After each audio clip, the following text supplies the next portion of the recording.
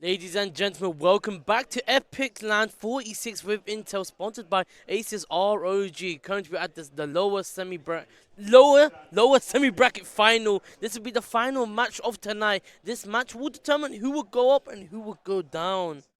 Yeah, obviously, a lot on the line for these two teams. Elimination for the defeated. And even if do end up victorious, you've still got another game to get through for the grand final. This is going to be a late finish. It's 9 o'clock and we are only just about to get going. The next game for them is at 9 a.m. They're going to have very little rest. Every single time this year, a team has been playing in this match, they've gone on to lose the next one. So it's not a good omen for either of these teams. So Phantom and Nemesis hoping to break that curse. I think, and also, what makes it more worse, especially some of these teams have to travel far to get to where they're staying. So I feel like it's going to be a quick 2-0, no OT. They're going to play it and just send it, especially with the maps we have picked as well. So we're not going to get into maps, but let's talk about Phantom. Wink, talk about it. Well, yeah, Phantom coming in with this pick of Nuke. Can't say I've been able to watch too much Phantoms throughout this tournament, but it does look like a very strong map for them based on historical records. Obviously, that dominant victory over 8sins in their previous games, 13-5 on this map. But then that defeat to Prestige in the upper bracket semis. Or the upper bracket semis. Apologies. It does put a bit of a dampener on this pick, but honestly, it is a difficult one because Nemesis have also looked very strong on Nuke. So it's a risky pick, and I think it's one that both teams will feel would benefit them. Whereas if we move on to Nemesis, the Inferno pick from them, yeah, that's going to be another interesting one. Obviously, Inferno, you wanted a quick 2-0. I don't think it's going to be there because Inferno is in the pool. But yeah, Nemesis picking into Inferno, obviously with Mirage and Train being banned later on, we'll be deciding it on Overpass should it be required. I think the map pick off Nuke of Nemesis going CT, I think that's a great option. That's a great start for Nemesis because I've seen them playing the CT side. It's actually beautiful. It's actually done in the proper way, and it's actually all I can say is beautiful CT. But their T side does lack a lot. There's a little bit more of the weakness there, but I don't want to go too in depth. Inferno, Nemesis pick. They're gonna play the T side. I'm not sure. Like, I've seen them play against 8sins, but 8sins are not the stronger team. So they're going against international versus international. So it's an equal playing field. So it's interesting to see why Inferno was chosen, but Overpass, that's a whole different story within itself. Yeah, obviously Overpass did have a lovely game on that earlier today, but yeah, this map pool, honestly, I think Phantom are coming into this the favourites. They've looked very strong throughout the entire tournament. The players they've got at their disposal, you're looking at the likes particularly of Shane, formerly of Mao's NXT. I, among many people, was very surprised when he didn't get called up to that main Mao's roster. This is a good project that Phantom are building. Nemesis, they still have a lot of cracks to iron out in their game plan. You mentioned 8sins previously. Nemesis, they did not look particularly strong. They did manage to claw out that victory against 8sins, but it wasn't convincing. And even in the game against Minlate, yeah, they didn't look. They weren't too strong. I think they were completely dominated on their T side. They just did not have an answer for what Minlate were able to put up. And if Phantom can bring a similar level of firepower, I think it's going to struggle for Nemesis, even if I believe this map pool does favour them. I think Nemesis played against Glitched. I think that was the easiest stomp for Nemesis. There wasn't really any weakness. You could see a better version of themselves after they did lose the Minilate. So right now, I think this is going to be the most important match for both sides. Nemesis on the side being the bigger org, where Phantom are currently a free organization, if I am correct. They're a free agent group. But for now, I think experience is going to be more towards the Nemesis, and I'll explain why. Like we mentioned before, we have two ex-OG players. Thomas was a sub, to be very exact. He subbed in for Tier 1, and he played in Blast 4, so he has experience in Tier 1. And even Nexus as well, he was in Mao's NXT as well, and moved to OG, no?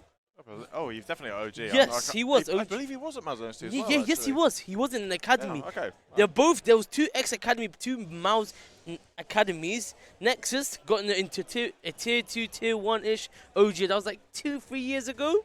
So I'll say 2-1 for the sake of the conversation. So they both have the experience. Well, on the side of Phantom, the players, I don't know much about the players. I'll be very transparent and very honest. Yes, they seem talented. They've been dominating this Epic clan. I've heard from players, the example, they're saying this team is actually a really strong team. It's actually feared.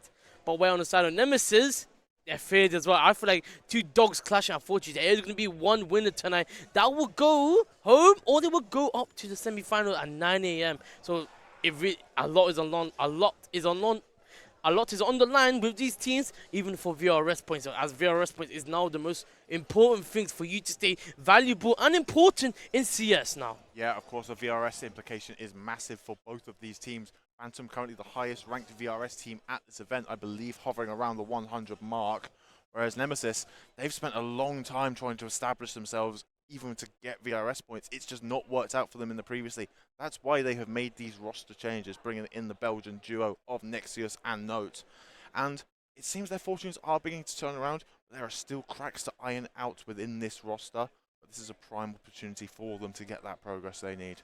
I think right now, the way this roster is going to, the mistakes are going to be made. They are newly formed. Right now, the direction they're going to is a good direction. I wouldn't be worried about them being a little bit late, a little bit behind, especially Nexus. He is stepping up to play. Even Note, they're both playing side to side, especially you mentioned the Belgian duo. These guys are having an impact in games in ways like it kind of catches you off guard, like especially with Note playing his late lurks in game and Nexus getting the kills, he likes to play cheeky, especially in the map of Mirage. He loves to play B, he loves to play apps if he's on T, but if he's on CT, that man could be everywhere. He could be pushing up maps and you wouldn't even realize.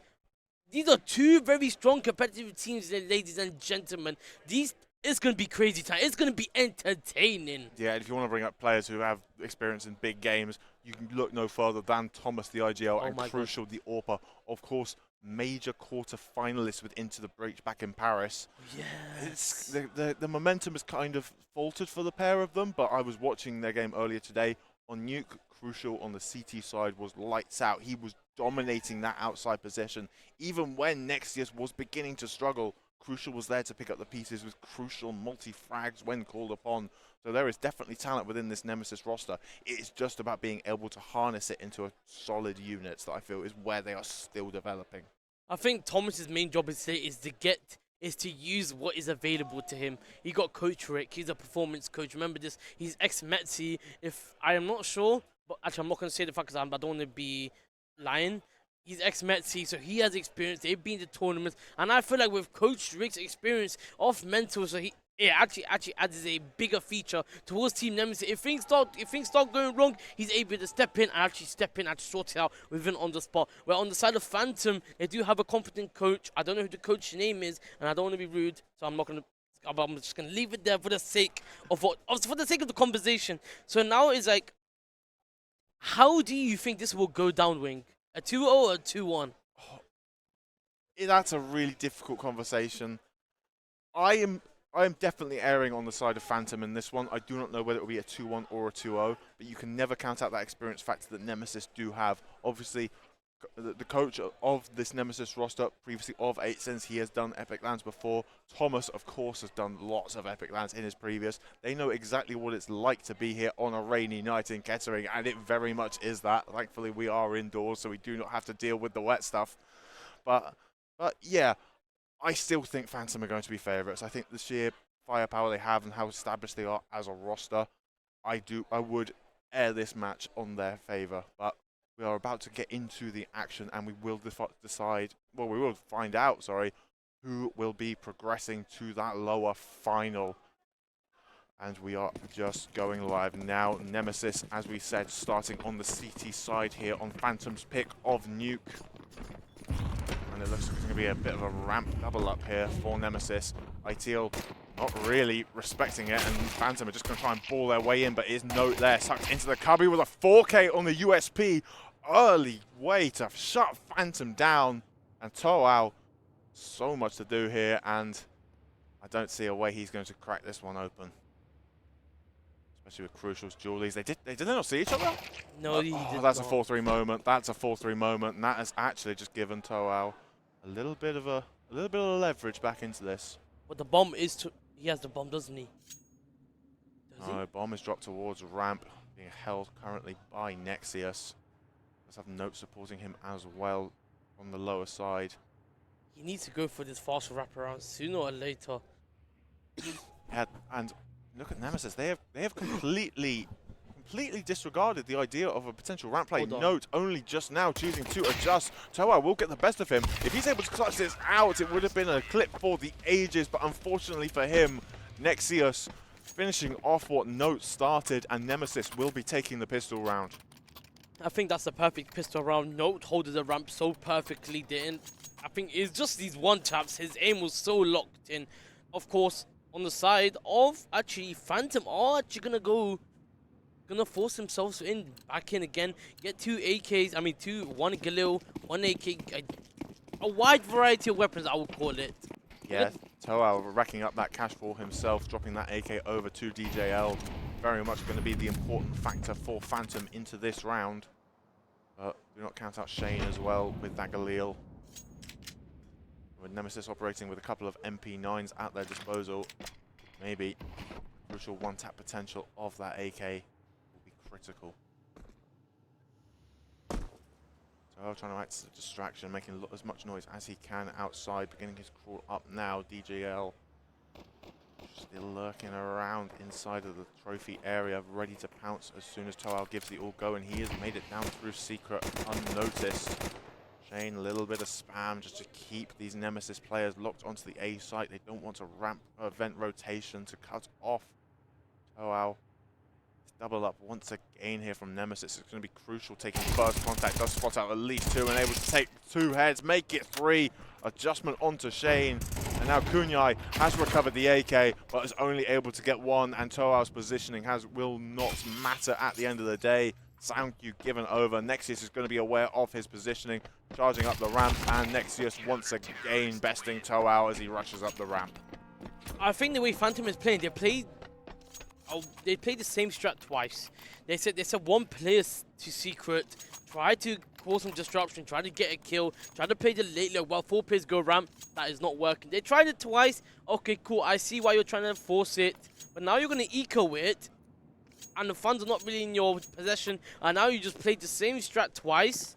I think Nemesis have an idea of how you would like to play. I don't. If they do replay the same strat, I'll call it stupid, but they're going to switch it up. A2 will go towards ramp, and two more players will going to play outside. But Crucial will be the main man. Will take the first contact with support of his player behind, which is Nexius. Yeah, critical investment coming here from Phantom in order to facilitate that smoke wall. There is an angle over it here for Nexius, and DGL does not really want to overextend and give away a free kill. When you've already got the weapon disadvantage, you really can do with maintaining equal numbers at a minimum. Or even try to get a bump on at this point, man. I mean, there's a lot of bodies you've got to go through to even get to a bomb site in this one. Not a map where you can really gimmick a bomb plant unless you go straight down the vent. A strategy that every team in this level of CS is going to be aware of and will always be there to counter. Nexus and Crucial. Ooh, they phase through the smoke. Crucial pushing ahead of it. That has allowed the T's entry in towards main. Through the smoke popping out is Toal, but Crucial with a lovely little adjustment. Head on a swivel. Will eventually go down to Shane, but Tyne and Note are there to clean up the pieces. EGL falling as well. Nemesis, it looked a bit sketchy for them at moments, but they are able to recover crucially thanks to that Dutchman Crucial. Nemesis are running with it. They are playing perfect CT. This is what we discussed before. Nemesis CT campaign is perfect because they know where to position themselves. They know exactly on how Wolf Phantom would like to play their T set. I'm pretty much sure they have done some basic anti-stratting against them.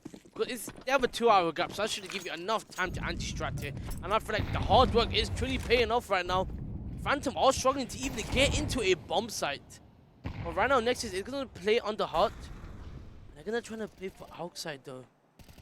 Getting outside, they're getting free outside control. No concern for Nemesis though. Yeah, with Nexius positioning in towards the Nico box, he is kind of giving away a secret cross. There is no one in heaven really to deny a secret push. However, we do have Crucial down in the vents posted with the AWP. Phantom are looking like they want to walk straight downstairs. Nemesis more than happy to put faith in their AWPer. Crucial will be the first one to be taking contact. Will Crucial be able to land the most important shot, the molly? All set it off. Oh, he thought about playing ahead of it, but wisely choosing to back away. Presence noted inside of the B halls. Kunyai is going to try and push through the flames. The flash Crucial was able to dodge and readjust. Lovely support from Crucial. And to that AWP ringing out gives Phantom a very good idea of the setup coming out from Nemesis. The weapon that is going to be haunting them. As I said, had a very strong performance on Nuke earlier today. Continuing that form for sure. Nexius able to get one, does take a dink through the box in the process, but notes picking off Shane. All Phantom's hopes in this one lie on DGL, and Thomas is there to clean him up. You can hear the screams from across the arena as Nemesis continue their role and move on to 4. Phantom tried to play cheeky. They went down secret, played it perfectly, but they were stopped by the Crucial ult. I think that's what scared them off the most. They didn't want to re-aggress it. If they did aggress it, it would just be Crucial by himself, and he would have been dead. But they got a little bit of a fear. Now they're gonna have to get Deagles and a Tech Knight and some utility to really play. They haven't even got a bomb planter. That all makes it more difficult on their economy, and Crucial does get the first kill. Yeah, so mobile is the Dutchman, constantly altering his position. Phantom never know where to expect him. Nexius trying to deny an outside wall with the spam, but Kunyai, lovely little deagle shot through the wall. No, he's going to try and trade out his teammate, which he has done successfully, but Shane lurking through the squeaky door, able to get one. Toao, not the first time today he's been left in a 1 versus multiple men situation, and once again the result is the same. Nemesis, they are on fire right now. Yes, they are. They are on fire, Wing. Right now, they have 2 problems. There's no bomb being planted. Their money will keep getting destroyed, but they do have a bonus of a 3,400. So they can keep buying it each round, but I don't think that's viable for this team. They haven't tried the A side, though. But I do feel like if they do try the A side, they will get punished. So it is difficult for where Phantom could really go. Yeah, maybe the addition of DGL's AWP will be the decisive factor to net Phantom there first. Smoke break, and provide Crucial with an angle, but nothing spotting, so he diverts himself back down into the B halls. Relying on his teammates to hold the upper bomb side. Note is going to be mollied out, but does have the extinguish. And Phantom once again playing a very slow round. Outside smoke wall has been deployed, cutting off Nexius' vision. Whether he chooses to respect it or try and play through it, we will wait and see. Phantom being very cautious with it. Kunyai once again leading the charge. As an IJO, you really are stuck in many positions. You're stuck in lobby. You can't. Nemesis are giving you nothing to work with. Yeah, Note will be the first person to take contact. Are they prepared to go for A doors? But doesn't seem to be the case. 45 seconds though. Yeah, and the version up through ramp here. Crucial's presence once again noticed in the B halls, but the repeak and the adjustment, Kunyai just not quick enough to deal with the Dutchman. And now the squeaky push coming out, Note jumping down straight into the fray. Such ambition, such confidence there from the youngster. And DGL, that AWP investment has come to naught. ITL yet to frag, would need to get an ace to carry this one over the line for Phantom. Does get the first, but I think it's just too little too late. They're only able to get one more, and it's that man Crucial again. Him and Note really bringing Nemesis through this. 9 and 10 kills respectively. Phantom, understandably a timeout being called here. I think this is a perfect time to really call the timeout runner, because I feel like we always talk about these players on Mouse NXT. These are all NXT. Some of these are ex-academy players as well. We gotta remember this. This may be a first team for some of them, if I'm correct, Wing. It's probably the biggest step up for some of the younger guys, like particularly someone like Kunyai, who I believe is quite a good prospect within the tier 2 scene, but this is his first major foray from what I see into a, you know, tournament contending team. I think for now, like, I feel like it's kind of hard to really read the player's mind because at the moment, is the pressure too much on Phantom Esports? The timeout has been taken. I'm not sure what they're gonna do with this because they're constantly in back-to-back ecos. They're struggling to get into bombs. A bomb has not been planted for 7 rounds, and Nemesis, they're not gonna over-aggressive. They're gonna keep playing the same style they have been playing multiple times. So Nemesis are gonna keep playing the same positions they have played before in multiple rounds. But Teen, is he ready for the fight? As they're all gonna come rushing towards him. Yeah, smartly dropping down the Tech-9 swarm, chasing him. He does have the support from a player inside of Hell, but able to get one. But crucially, Kunyai, that double kill on the Tech-9. Thomas spotted going down the vent. He definitely saw the player inside lobby and thus wants to try and cut Toao off. Him and Crucial doubling up. Bomb going down on the B bomb site, and just the knowledge that Toao is lurking around is a cause for concern for Nemesis. Crucial is having to wait around, wait for this flank to reveal itself. Toao only now activating, and Crucial, he needs to activate quickly because the bomb is already halfway ticked. Time is going against Nemesis here. You can't afford to lose a round like this, and Crucial's head has been spotted in the vent. Ambitious shot on the ladder will cost Crucial here, and now it's going to be Thomas on a 1 versus 3. That does have a kit, but just does not have the time, does not have the idea of where these players are, and DGL sneaking around the corner will net Phantom there first. Phantom getting the first bomb plant after 7 rounds, so there is some progress. That timer has become, it was very effective for these guys now. Now they got a full buy DGL on the AVP. I feel like these are new young prospects, so we got to keep that in mind. Epic is more like a learning stage. I always say it's best to make mistakes when you're fresh. When you get older, these mistakes become harder to repair and to mold. So I think it's Phantom with how they're playing, how they're doing things. If they can keep up, they potentially could overrun Nemesis. But I don't think Nemesis are too worried for now. Yeah, obviously this being Phantom's map pick, they would have definitely hoped for a much stronger start. Let's hope that first round can act as a catalyst to propel them back into this game. Even on the weaker T side, they would have hoped for more thus far, but Shane getting that opening, taking note down very early on the A bomb site. Hopefully a good precursor for what is to come for the Phantom team. Nexus still playing the same position. He's played many rounds. Yeah, much less aggressive outside than we saw from him earlier, but this passivity has benefited him on this occasion, trading out Thomas with a double kill. Crucial needed to hit that, but cannot. DGL and Shane cleaning up the rest. Phantom finally rolling here. Took them a little bit longer, but Nemesis are going to call that tactical timeout now. They were doing something right, but now something is not going according to plan. Nemesis needs to reevaluate it, but it's kind of hard to really see or what Thomas. It's really hard to read an IGL's man and what he has in mind to play per round. Because I feel like some strats do work, some strats don't work. I think it's coach giving his input, telling them what they should do and what they shouldn't do.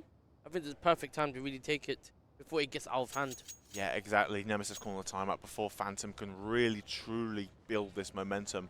They've got off to a good couple of rounds to start off with here, but it's still a long way back in this half.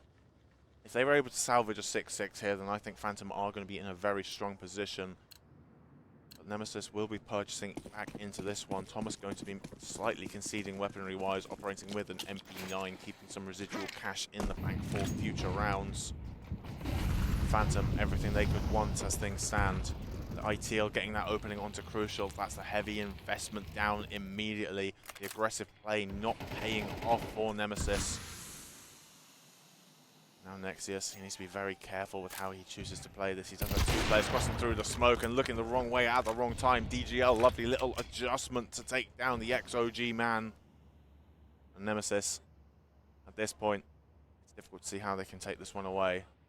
But I've said that so many times already this tournament and being wrong, so still hope. I wouldn't put it past Nemesis. Like, I feel like another kill, they'll probably attempt to get their retake. Yes, it is. Now they're in a 4v3. Yeah, but noted down on the B side. Phantom still do have 3 players up towards the A side of the map. Note has to get ahead of the Molotov, but just cannot. It's only going to be Tyne left. He needs to protect his M4 now. His M4 is becoming very, very valuable for him. Yeah, but it's very difficult for him to exit. They knew there was at least one player in towards the lobby, and exiting across. The only other way to exit would be crossing the squeaky door. Teal definitely heard the weapon being dropped. Low bullets, but just about manages to finish Teal off. DNoff and Phantom, as we said, the timeout call from Nemesis just did not work on that occasion, and they are continuing to build momentum, are the polls. And, well, European mix almost certain to be relegated to pistols in this one. But they are going to get some utility if two smokes on the grenade. Not sure what they can really do in this round. This round is more like a pistol round. The economy is kind of in shambles. But they'll still be able to go for a buy for next round though. Yeah, especially if they're able to get a couple of the kills, but no, going down very early. Deagle dead. Kunyai, oh, Nexius, no idea the player could be up that close and losing his life in a way that he will feel is silly. Crucial does get one back on the snapping turtle, but can't quite adjust onto the second. Suck in, Crucial. To Kunyai, and Tyne follows him not long after. It was a good eco round, I would say, that for Nemesis. Getting 3 kills keeps the T's economy in check, but I think the time is running out for this half. At the end of the thinking about it, actually, it won't really matter because the money is so good for the T's, having just looked at it. So maybe Nemesis hoping for a little bit more from that, but still, it's respectable. It proves they can be competitive even with an inferior buy. Indeed. Phantom got all the money they need now.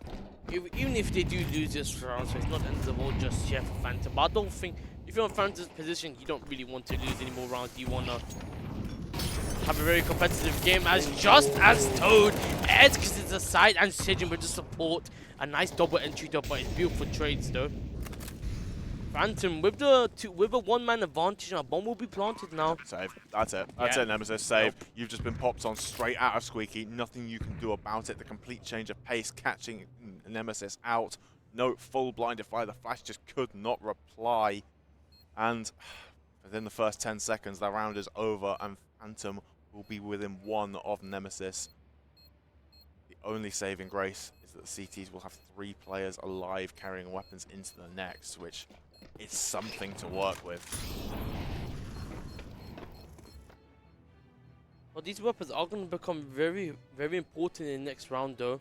AVP, 2 M4s, and some utility left over. Nemesis will still have a game on their hand, but Note and Thomas will require for them to be a halfback.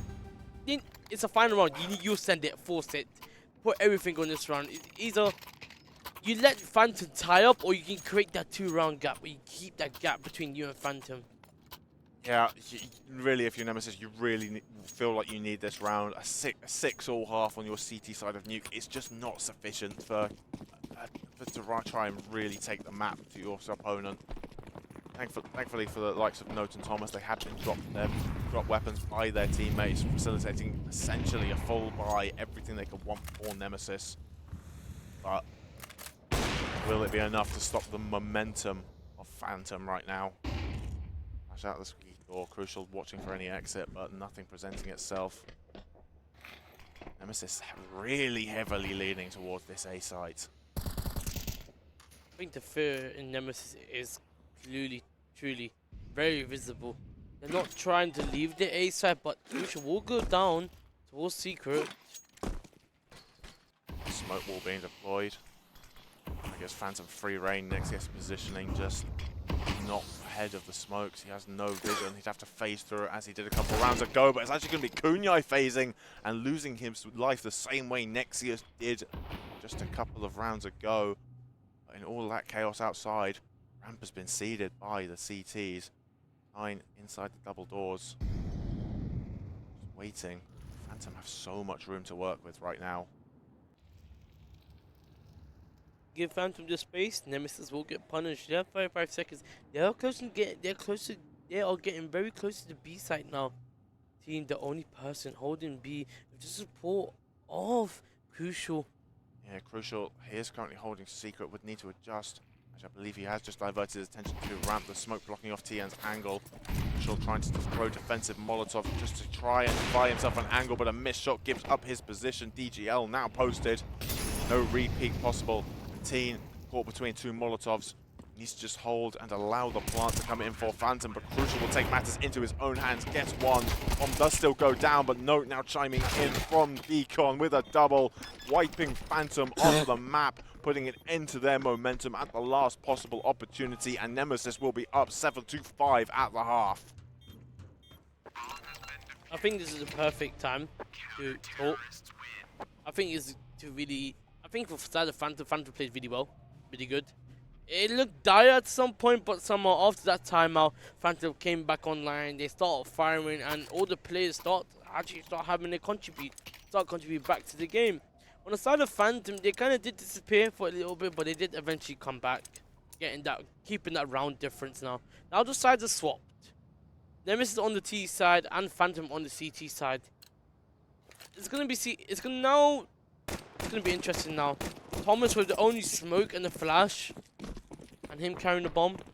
Where would Nemesis like to play this? Yeah, it looks like they're leaning heavy towards outside. That single smoke to try and deny the cross from Icebox. Kunyai immediately first sign of contact, dropping down the vents, preventing any sort of secret push, but it's actually going to be a hell wrap coming out here from Nemesis. DL needs to be aware, does get the first onto Note, and a lovely little adjustment onto Crucial as well. Nexius is now locked inside of the garage, choosing to face DGL. Do not feed the beast, because he is hungry. ITL then steals away one of his meals, and Shane actually loses the duel up against Tyne, but 1 versus 5, ace required here in this round. He's all alone, the Julies bringing out the shriek of the Banshee. Does get a dink off onto DGL. Probably more than likely no 4K for you. And Phantom, they just need to not feed Teen right now. Teen it's a situation where you can't win. It's like it's no way you're gonna die either way, somewhere, somewhat. But Teen is playing for time. He's gonna try to bait out, but of course Queen will shut him down though. Yeah, crisp clean headshot out of Kunyai. And Phantom will get the pistol round on their CT side. As we've mentioned many times, Nuke almost certainly a CT-sided map in the current pool. Not a CT side as it used to be, but it definitely does still lean that way. So 5 rounds at the half, picking up the CT side pistol. Phantom, despite being behind, they will feel they're in a good place, and it's more than likely going to be a tied game here, because look at this buy coming out from Nemesis. Well, there isn't one. It's Glocks.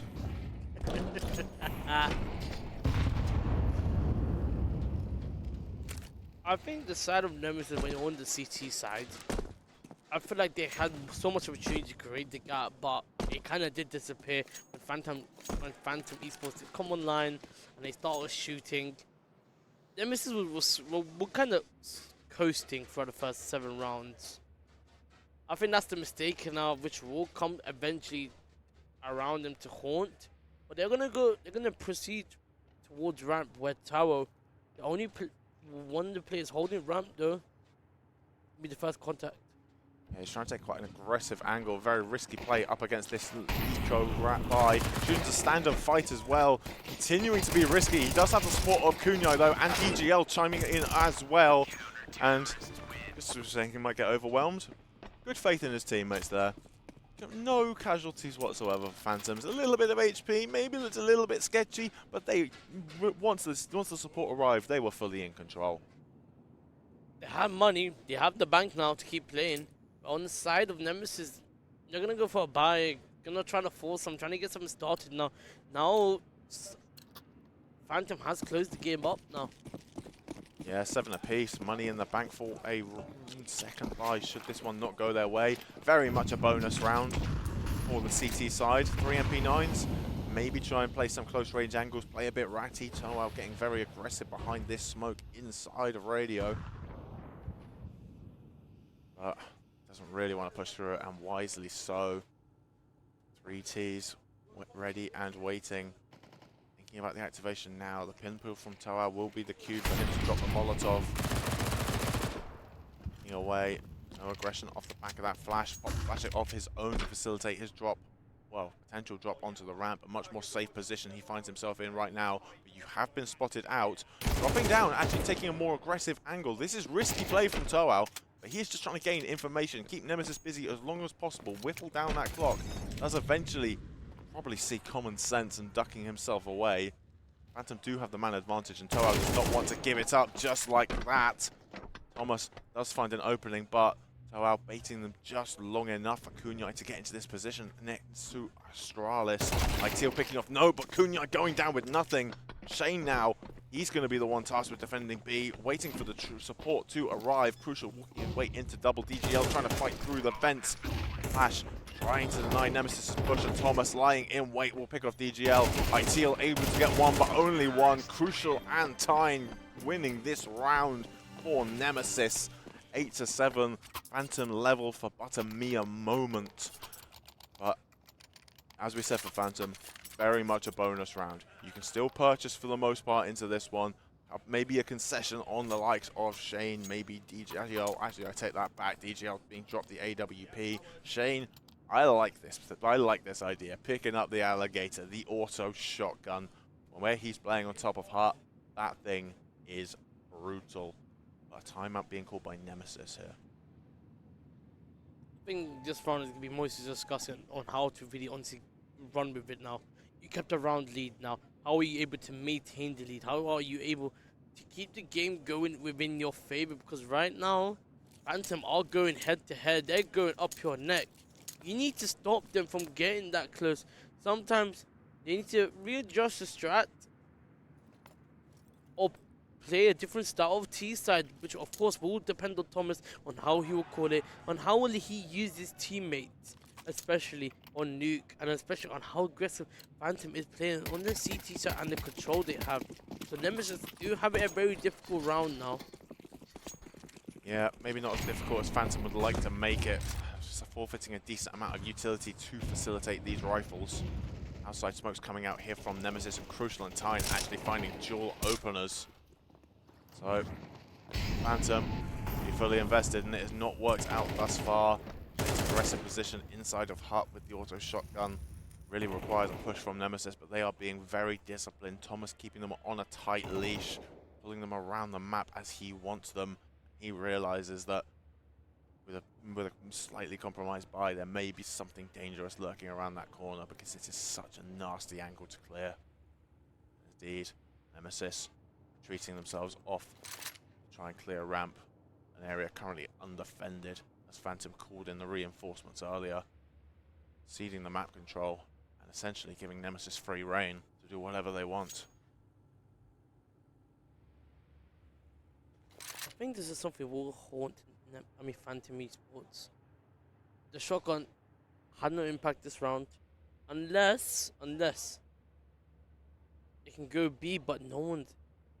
Actually, there is one person holding B. Of course. Yeah, it is Kunyai in towards double.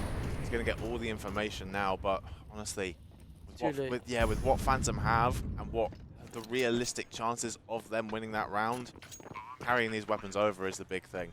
If you were able to carry these over, then that makes the next round at least a little bit competitive. You need to keep the pressure on Nemesis, because we are getting in towards the late stages of this map, and you don't really want to have to take too many risks when you get into the nitty-gritty part of the game.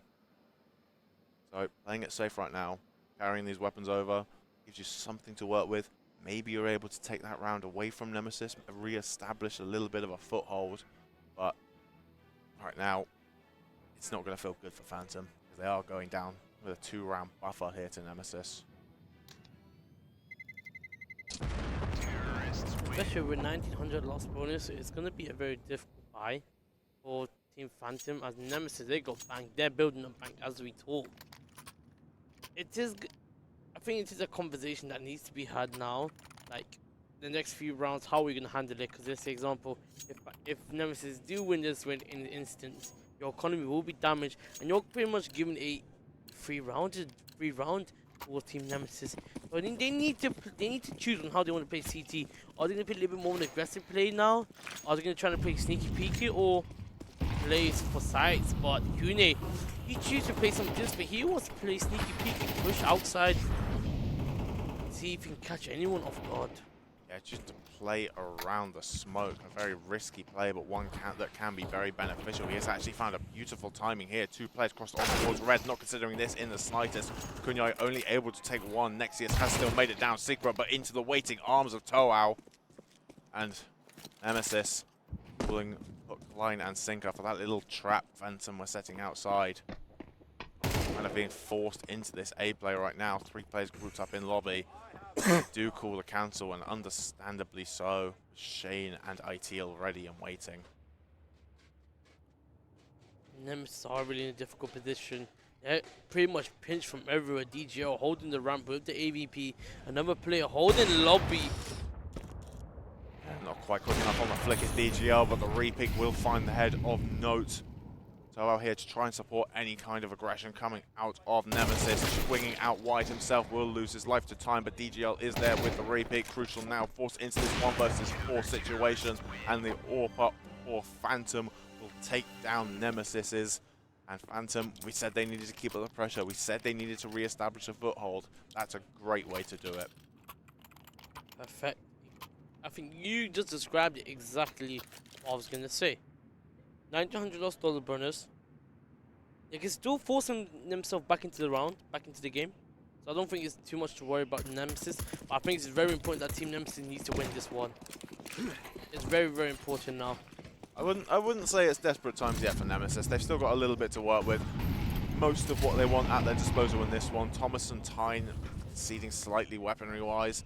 I'd say it's a similar buy to what Phantom are going to be putting up, minus the AWP difference. DGL put it to great use in the previous.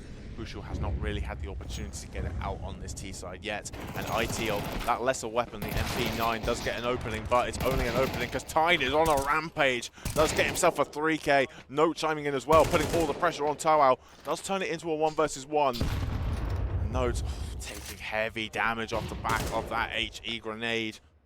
Toao still at full HP, does spot the head of Note. I believe they have seen each other. This is going to come down to a little headshot battle. Who can land that one decisive bullet? Toao dropping into the site, trying to give himself a little bit more freedom to play with, and he uses it to perfection. Toao wipes Note off the map, and Phantom tie this game up 9 apiece. For Team Nemesis, I think that round has it's pretty much damaged their economy. But they will get... Well, it's destroyed their economy. It's Look at it. It's destroyed. With 2,400 lost bonus, with only a grenade and a smoke to really play off, and a tech... Okay, double tech 9 and another 2 flash. Oh, this is going to be something fast. It will be something fast. I think this Thomas might call for a straight B-rush towards ramp. Or... Oh, look at this. This is going to be a vent dive. You can see Tyne thinking about it, but he's full blinded by the flashbang swords, of course, in no man's land, and ITL is there to try and mop him up from the back of the site. Will get overwhelmed eventually as his gun runs dry, falling to Thomas's Tech 9. And now Note going for an aggressive angle. Has been dangerous all tournament long with these Deagles, but is quickly snuffed out by DGL. Kunyai finishing off Thomas as well, establishing a man advantage for Phantom. Just as things were looking a bit hectic, the Poles restoring order. Nexus picking up the M4A4, for instance. He doesn't go outside though. He might actually play for main. 2 players are already on the A side. One's focused on heaven, one's focused on door. Crucial. His only job is just to stay alive, and the AVP is stuck behind. Yeah, but staying alive in that position is really difficult for Crucial. If he moves a muscle, he is just a sitting duck. His only hope is that Shane and DGL do not try to go and overextend and go hunting. DGL will actually pick off Nexius, and that is Shane's cue to activate. Phantom repelling this cobbled together buy from Nemesis, and they will be taking the lead for the first time here on Nuke. Phantom could actually potentially run away with it unless Nemesis put everything on this. That truly put all the money, invest all in this. I think that's exactly what Thomas will call. Especially you got 2,900 lost bonus, you can work with the utility. Applies the pressure now. As Phantom is already in double digits. You lose this, your economy is already in tarnish. Don't make it worse for yourself, make it easier for yourself. Especially they're gonna go for more the outside push, and DJ's really got the information. Such a beautiful flick, taking out Thomas and Nexus. Oh, that smoke break, so beautiful. I am loving this mechanic added to CS2. it adds a completely new dimension to the gameplay, but no, looking to add a dimension of his own, the dimension of surprise, getting himself a double kill as he pushes through Mini. Shane there to restore everything back in favor of Phantom with a double of his own. However, Crucial is going to be forced into a 1 versus 3, dropping off the silo. You can hear his knees cracking under the pressure. And it is just a little bit of nerves getting to Nemesis now, you have to feel. Oh, out there, lying in wait, will finish off the Dutch AWPer. Phantom, they are edging ever closer to taking their own map pick. A pick that we thought may have been a mistake early on in the game, but as soon as they have got rolling, Nemesis have had no response. Nemesis have really put themselves in a difficult situation, especially with their economy, especially with what money they have left in themselves. In this game right now, it really is going to become more of a challenge. And honestly, I'm here for it. It's good to see Phantom come alive.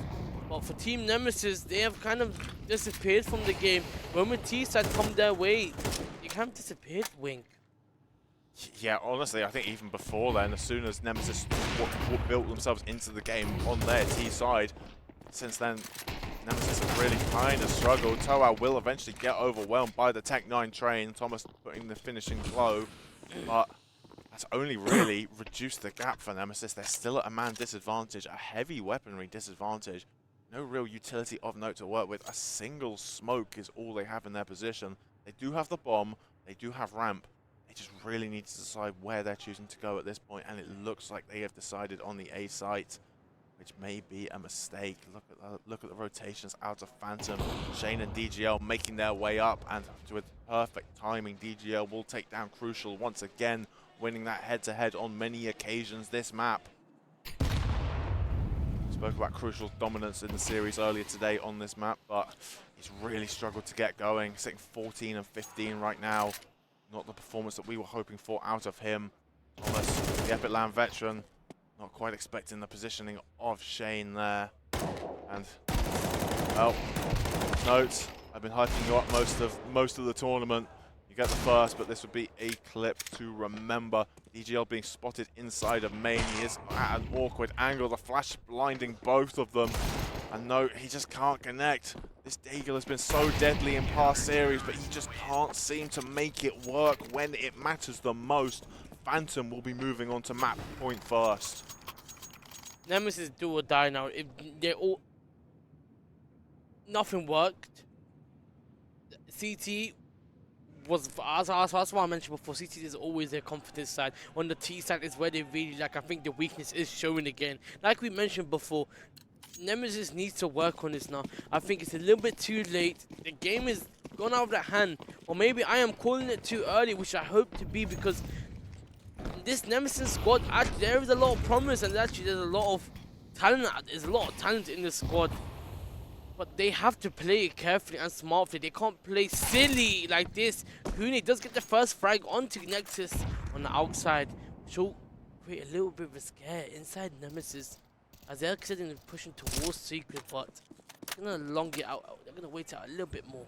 Yeah, I believe he also saw Note on top of the silo, so definite indications of an outside play here for Nemesis. Big gap in the smoke wall, but Crucial will cross unpunished. Thomas following suit. Note playing deeper outside, trying to just find himself in a position where he can support his team. Alright, Tyne just lurking inside of the lobby, trying to maybe consider a crunch in towards this A bomb site, but they've still got to clear out Toao inside of Nico. Flash, not going to hit his mark. Thomas back turn, easy enough kill for Toao. Crucial is there to try and salvage something. Nemesis, they will be crunching into this aim site. Shane and ITL to be tested. Defensive utility deployed by the former Mouse man. Flash trying to necessitate a swing out of himself, but ITL hard cleared out by Note. Shane has so much to do in this situation, and he can get none of it done. DGL, in a desperation effort to support, goes down at the hands of Crucial and Kunyai. This is more than difficult enough as is. I think the save is probably the best option. You could technically play for it if he does get that kill, but I don't think Nemesis are going to give anything away for free. I think that was a very close call. Very close call. I think Nemesis found the gap in the CT defense. I think that's where it all went down wrong, because especially on the A side, the Molly, they didn't push it too much. They just used utility and allowed them to come towards Phantom Esports. Now Nemesis are now like 2 rounds away from pushing OT if they want to. But Phantom Esports, they have the money, they have ban. Look at DJO, he's loaded. He can drop his teammates, get himself the AVP, and of course drop your own teammates. Perfect. Yeah, obviously Cunha able to drop one as well, so this will be a full buy coming in for the side of Phantom. Nemesis, despite that round win, still a bit of a messy economy. A tactical timeout being actually called by Phantom in this round. Desperate to come up with a strategy to get this over the line for them. You don't want to go through a slog of overtime. It's late enough as it is already. You do not want to extend that any further when you have to be so up early, ready to go, starting at 9 in that lower bracket final. It's already, after a long weekend of CS, it's tiring enough as it is. You need to get as much rest as you can, and you need to get this series done quickly. Indeed, close this map now, or it will come to haunt you, especially late at night. And I think everyone wants to go to sleep, I'll be honest, or go party or drink. Oh yeah, I was going to say the bar's open. I'm tempted to do that later on. Oh no, Wayne, don't come to the bedroom, please. See, I'll recommend you sleep outside tonight, you know? I'll get you a tent. I bought some earplugs for the snoring room for nothing. Is that what you're saying? Yes, I did say. Did you actually get it? Okay, they're about mine. Oh, okay, yeah. Straight back to reality. Oh, there goes Gravity. Thomas dropping Shane. Ideal is able to get one back, and DGL as well, chiming in with the AWP. Nemesis finding themselves in a 2-man disadvantage in a round they have to win. Ideal's positioning as well inside of lobby. Nemesis are locked into this A site. Phantom surrounding them on all corners. Crucial, he needs to take some initiative. He needs to clear out lobby, and he does. Ideal being dropped, no taking an aggressive fight, but Toao is there and ready. Crucial, your position is noted. You have so much to do, and Phantom are just swarming around you.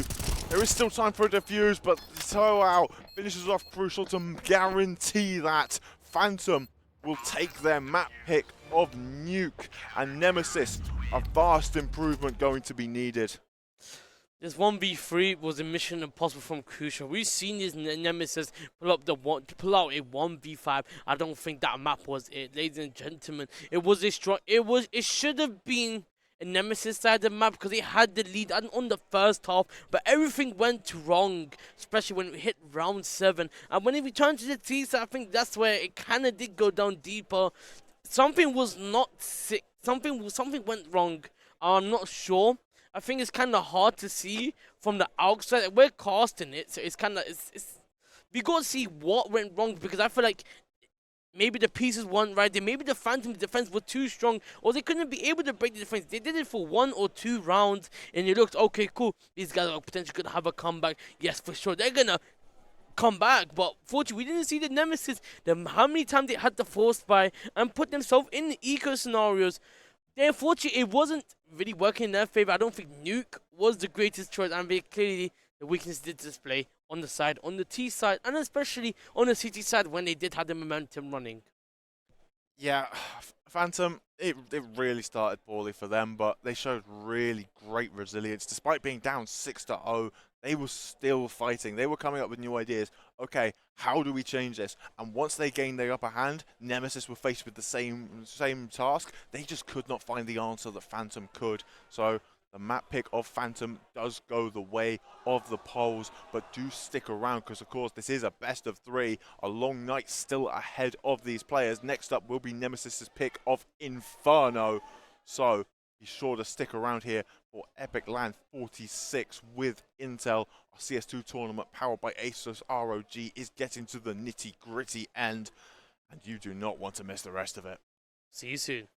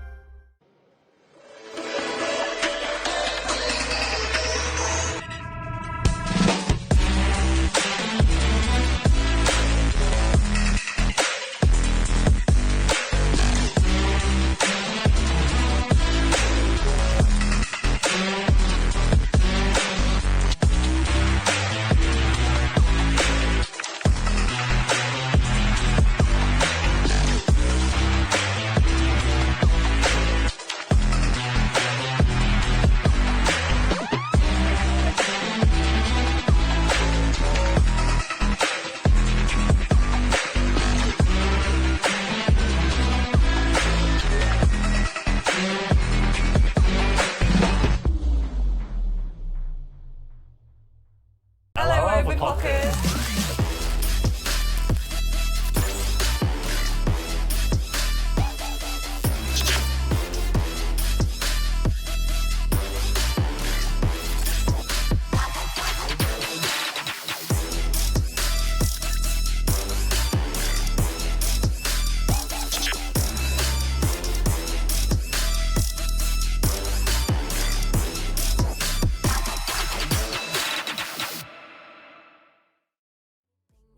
Emotional too soon. You got my invitation, now the rest is up to you. Kick it, rendezvous, make some time for me and you. Get you over, treat you right. We vibing like Kick it, rendezvous, make some time for me and you. Get together, you and I. We vibing like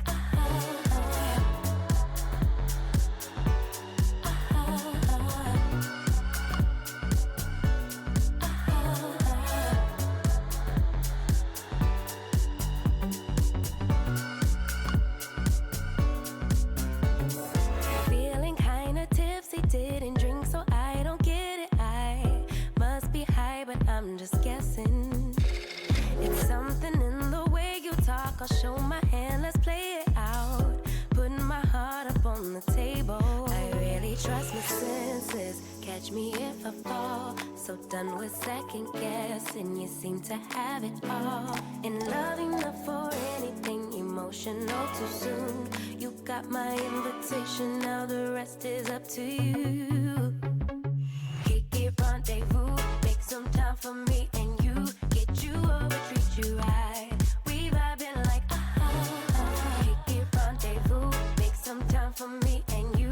Get together, you and I. We vibing like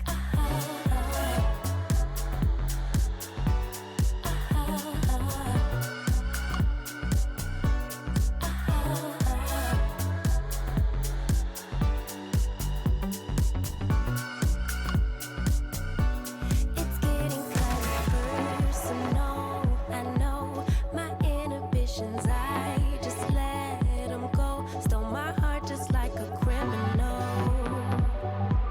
I think it's time you let me know if you wanna kick it, rendezvous, make some time for me and you. Get you over, treat you right. We vibing like kick it, rendezvous, make some time for me and you. Get together, you and I. We vibing like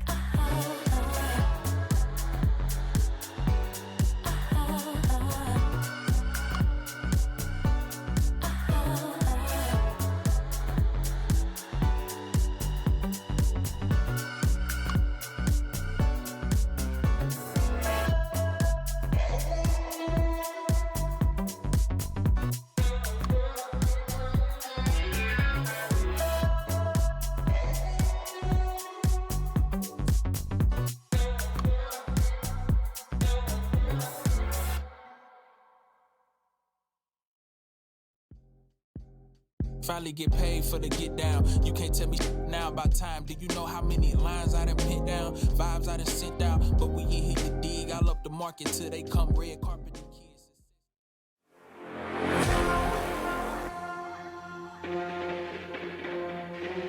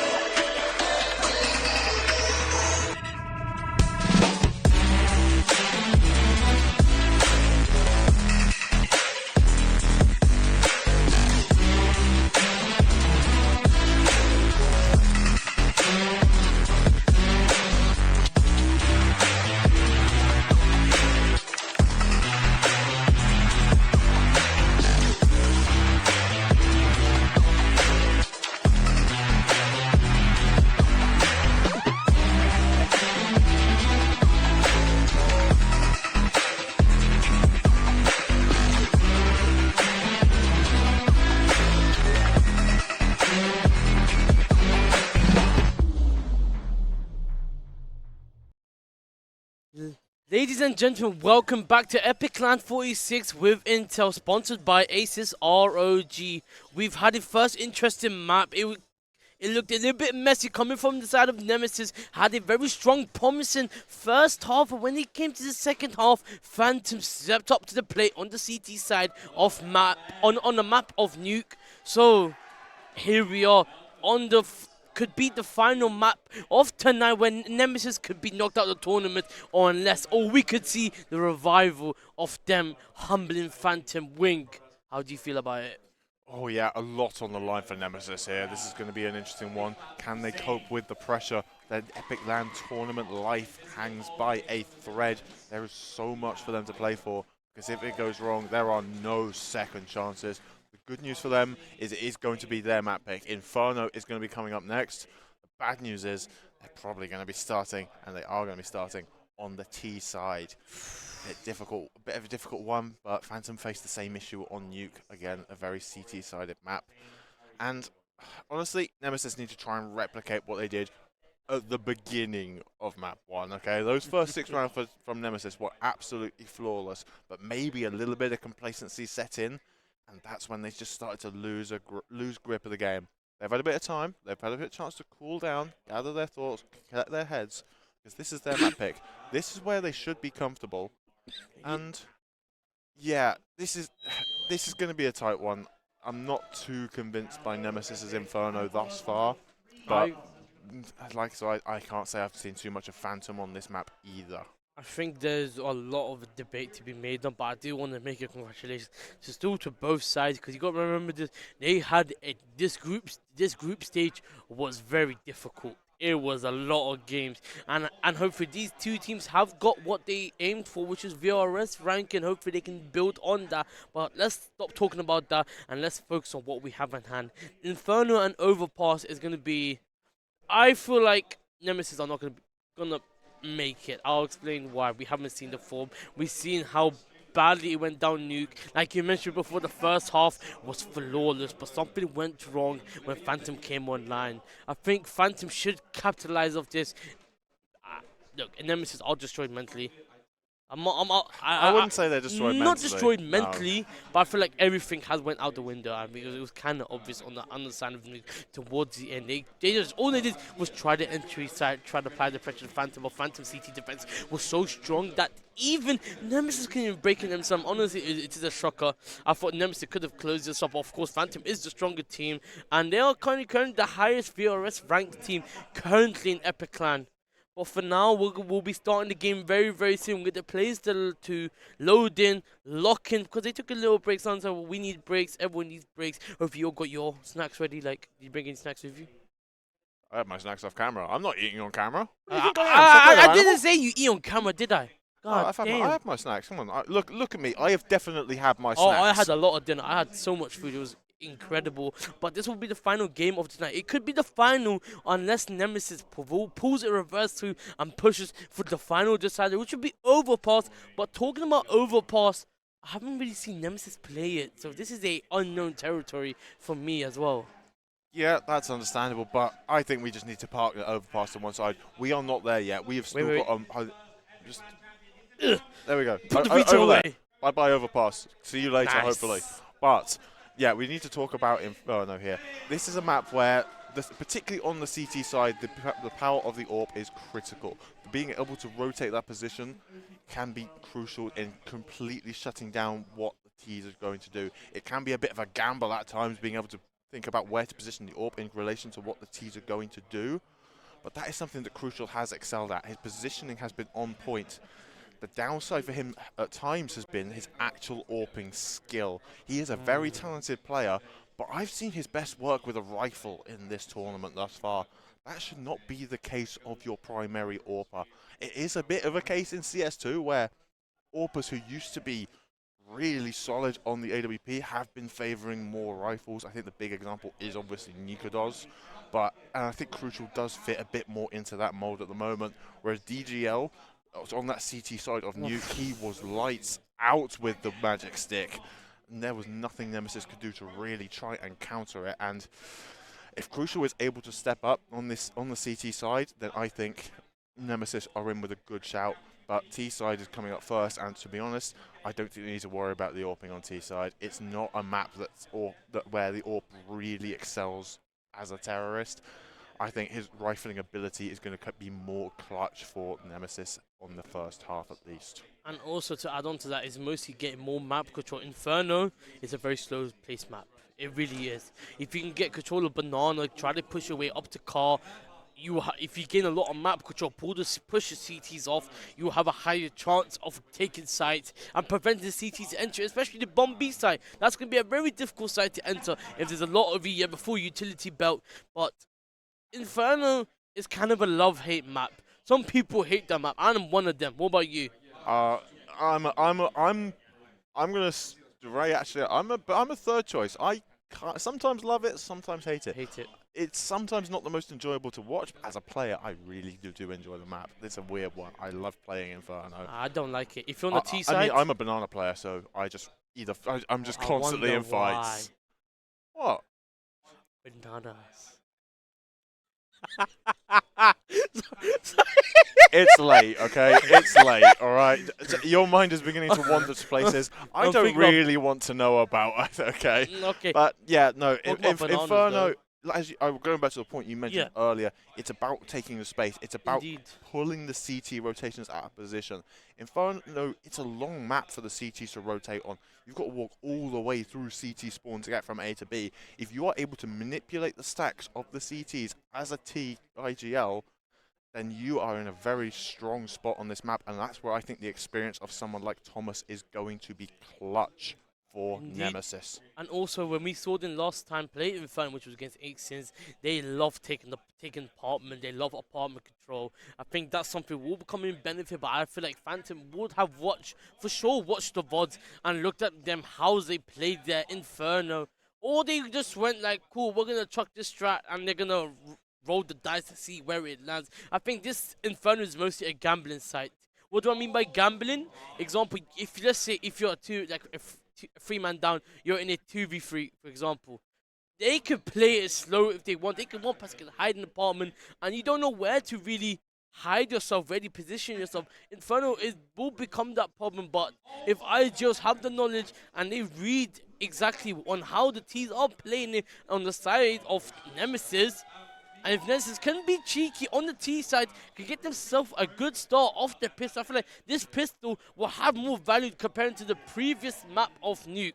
Because I feel like if Nemesis can get themselves a really strong start on the first half on the pistol, I feel like they could push it towards the third map of Overpass. If they don't, it's going to be a little bit more of a challenge for Nemesis to get themselves back in. But on the side of Phantom could force himself, because we've seen it before on Nuke. When they were on the T side, they kept forcing it. So they could apply the same logic on the CT side to keep forcing onto them. Keep applying their pressure. Don't give them any movement. So there's going to be a little bit more of a challenge on Phantom as well on the CT side to really apply the pressure. But so, ladies and gentlemen, we're going to get into the match very, very soon. And we should be up and ready to see some beautiful Counter-Strike. Ladies and gentlemen, this could be the final map of tonight unless Nemesis can pull a reverse sweep and push for Overpass.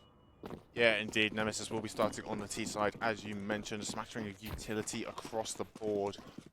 And Nemesis and Phantom, sorry, going for early A presence. 3-man over towards that side of the map very early, and it seems to be the right call. Nemesis beginning their walk up second mid, including the bomb carrier.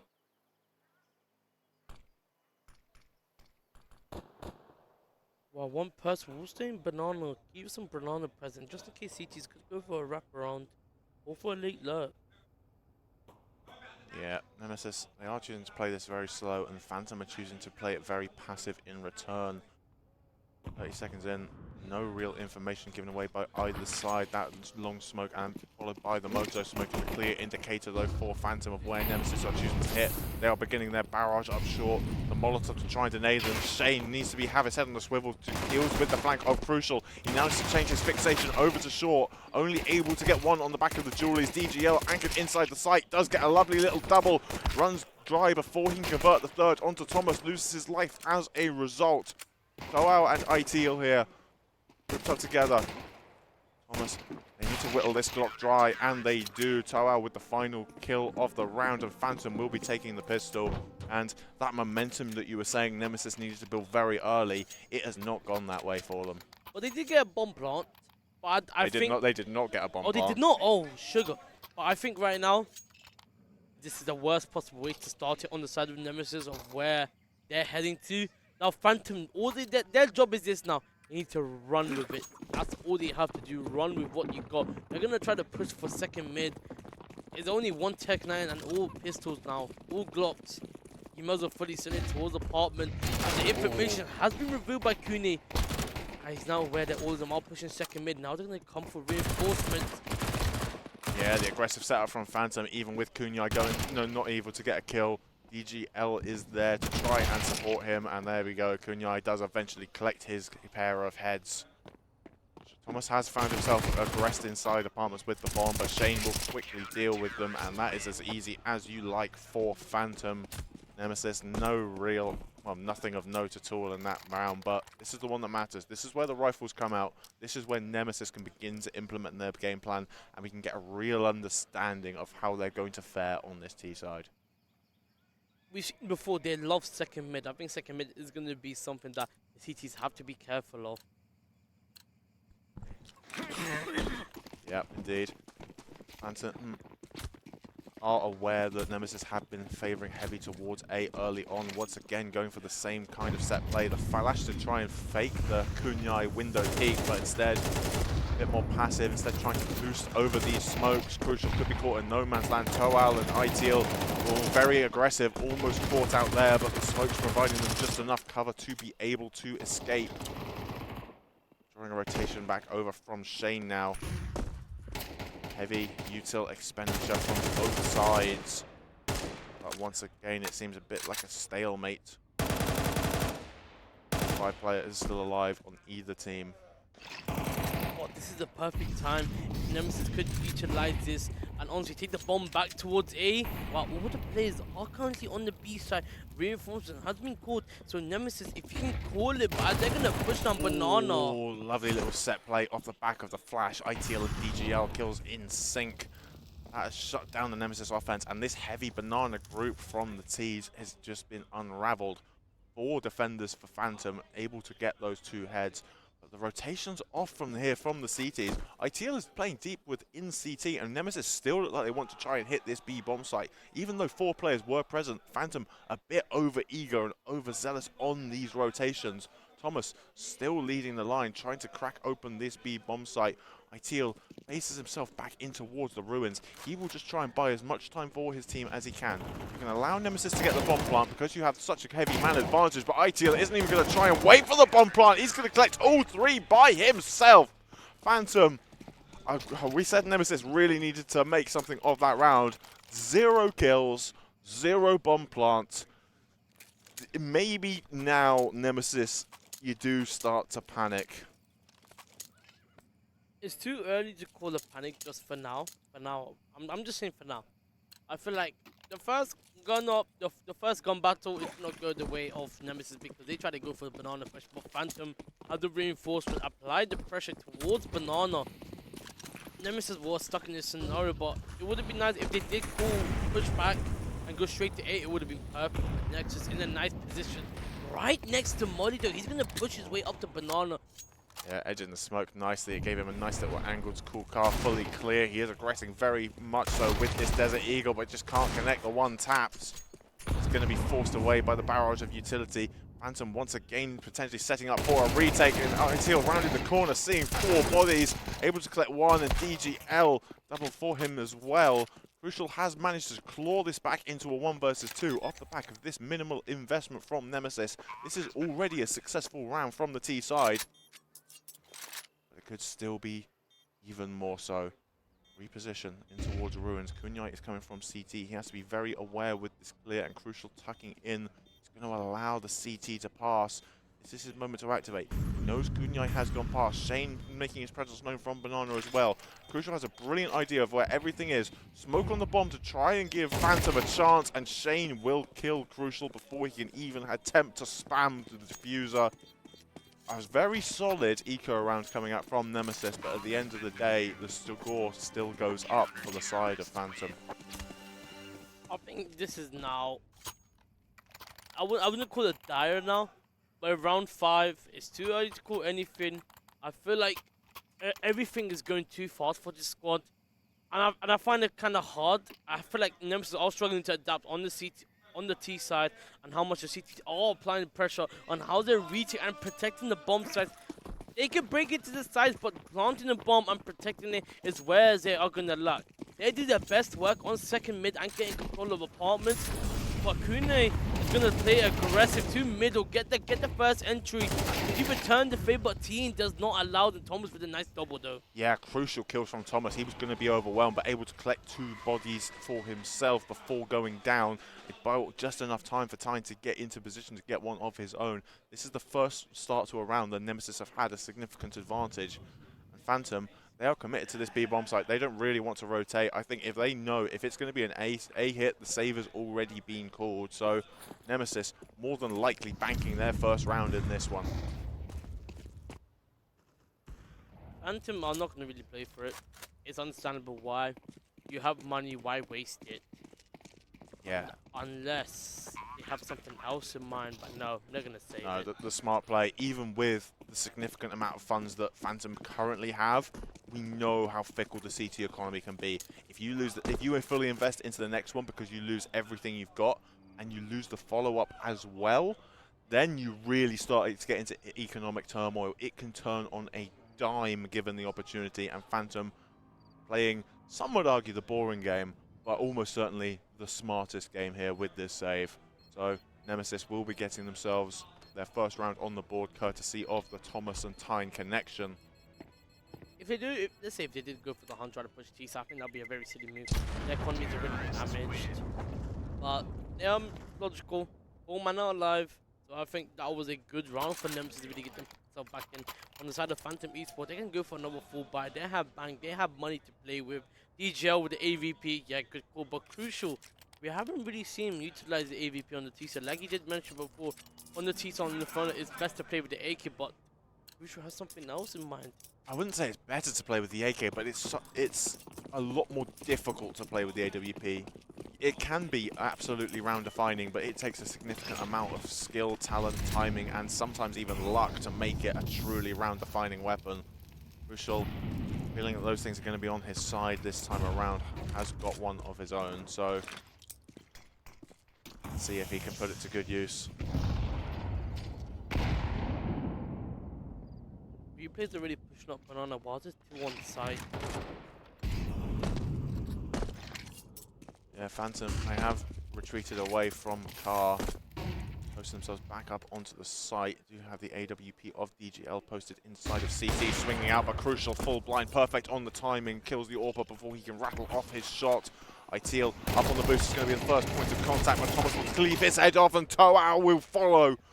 So Nemesis finally looking like they are rolling, and Phantom almost certainly going to be calling another save if they will be allowed to. Tyne this aggressive positioning in a prime position to take some guns away and really turn the screw on Phantom.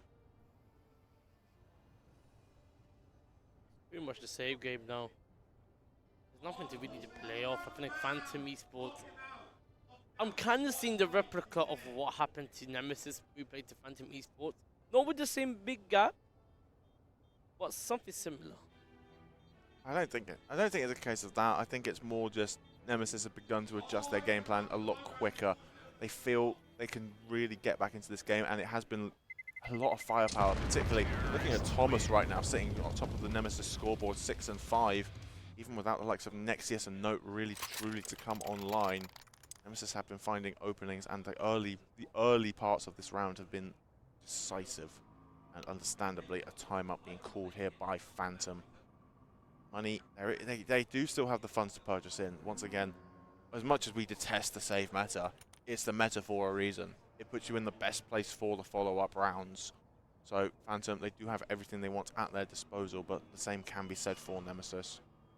I think for now, Phantom, this could be the final buy, you know, potentially, because Kune does have the money, but it'll be more of a difficult money to spread between 4 people, apologies, I mean. So this could be the final buy that could ruin the economy, or unless Phantom Esports can capitalize off this and punish Nemesis. Yeah, do you feel this is the one Nemesis need to win in order to really put pressure on Phantom? Yes. They have really stepped it up in the last couple of rounds. The first 4 were almost a complete and utter wash for the T side, but finally have come online. Crucial, a very aggressive position in towards the wooden barrels, is being peppered by utility, but only taking a sliver of damage. Molotov will actually force Nexius away.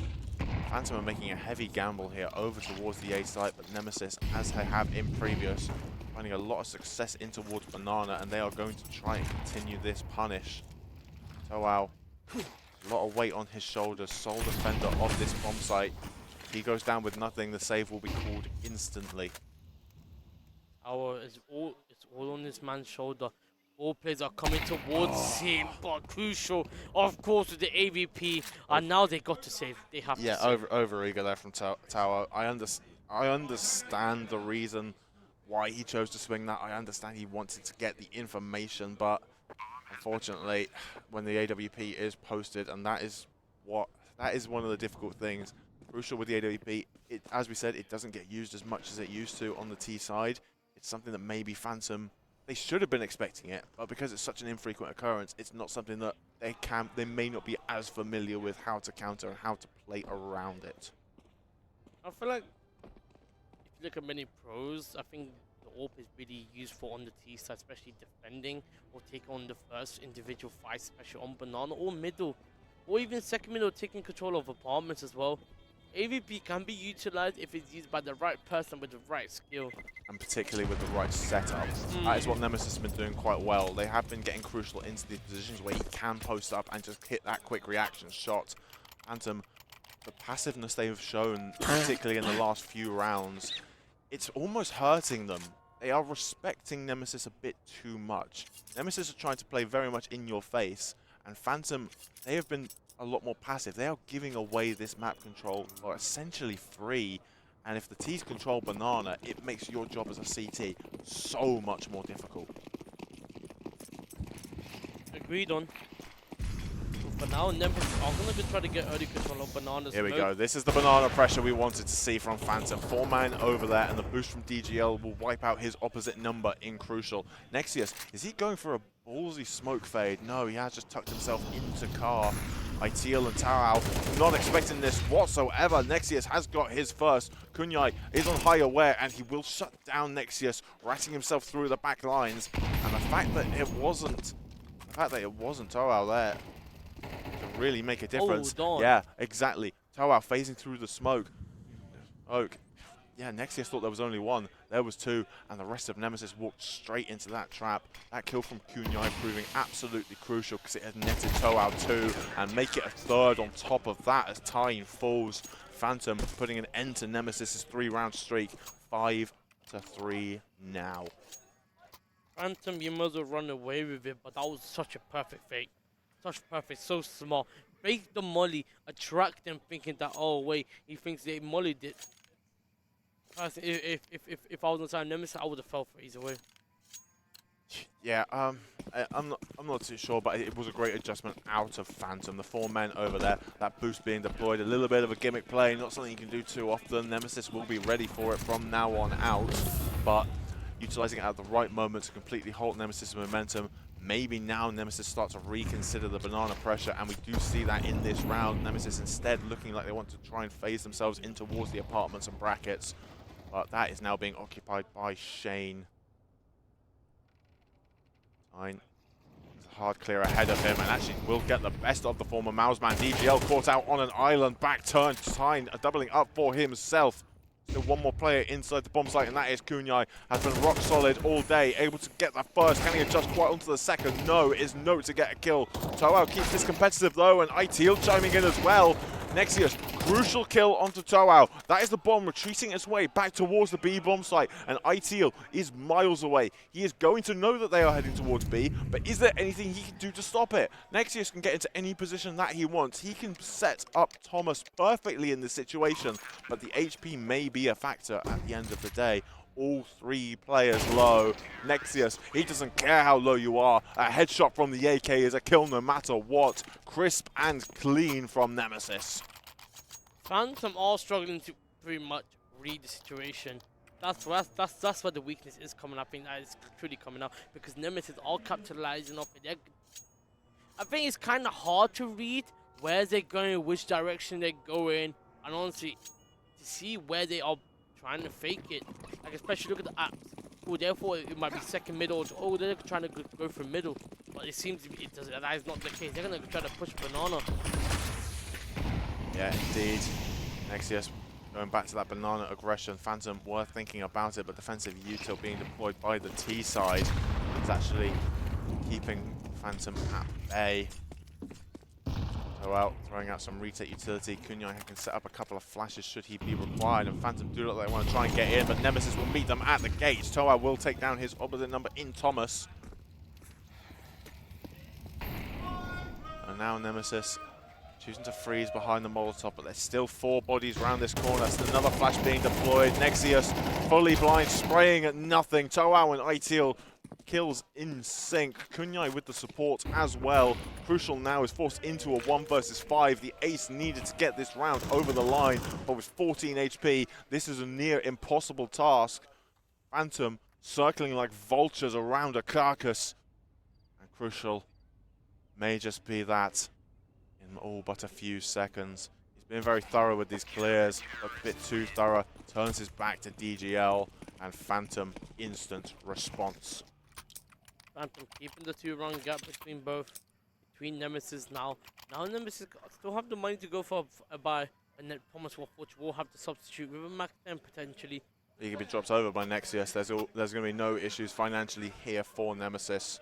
Or even on the side of Phantom as well. Yeah, Phantom as well. Forward with everything they could ask for. ITEAL with a carried over AK-47 to boot. And DGL very mobile with this AWP, and this is aggression out of Phantom down mid. Thomas is going to be caught with his back turned, especially as Crucial goes down. DGL's AWP chiming in as ITEAL nets himself a double. Shane a bit aggressive there, pushing out of the apartments. Will fall to time, but DGL with a crisp flick. That round was over before it even begun. And that is a little bit of conditioning you have to think from Phantom. All the pressure that they have been putting has been towards Banana, but Nemesis completely disregarding the idea of any kind of A aggression coming out from the CTs. And 25 seconds. they picked the perfect time to do it. 25 seconds it took them to shut down the round. Take early mid control, apply a pressure, and really catch Nemesis off guard. But they're trying to push Banana. Yeah, Nemesis economy is halfway finished. Halfway. As this is the final play of regulations on the first half, utility will flush him, do a little bit more, soften Nexus up now. I think it's the perfect time to really honestly swap the AVP out, but don't! The nice beautiful spray! Give this man his ace! Oh, it's still a long way to go yet. Stuck on the USP, and Crucial will finish him off. When the gun runs dry, you have to resort to desperate tactics, and Crucial is there to try and pounce on it. But look at this. Crucially, Tyne has slipped the net. This A aggression coming out from Phantom in response to the B pressure, that has allowed Tyne an avenue through into CT. It does look like DGL is considering it, but I don't think he fully believes in it yet. This is gonna be He does dangerous. have ITL watching it, but this is really awkward position right now for Phantom. Yeah, you've still got the man advantage, but this B site is being overwhelmed. ITL, that kill was essential. He needed to shut down Crucial as quickly as possible, but all the pressure on Tyne and wait for the support of your teammates. You have control of the bomb now, so that kill was crucial. There's not much that Tyne can do, and this is almost certain to be Phantom having an 8-4 lead at the half. Unless T can pull something magically out of his rapid. But look at the eyes trained on his location. There is just no possibility of it happening. Kunyai ends the half with that kill, 8-4 in favor of Falcons. And Nemesis, they had that little spell in the middle where they looked fully in control. But Phantom, once they got going again, business as usual.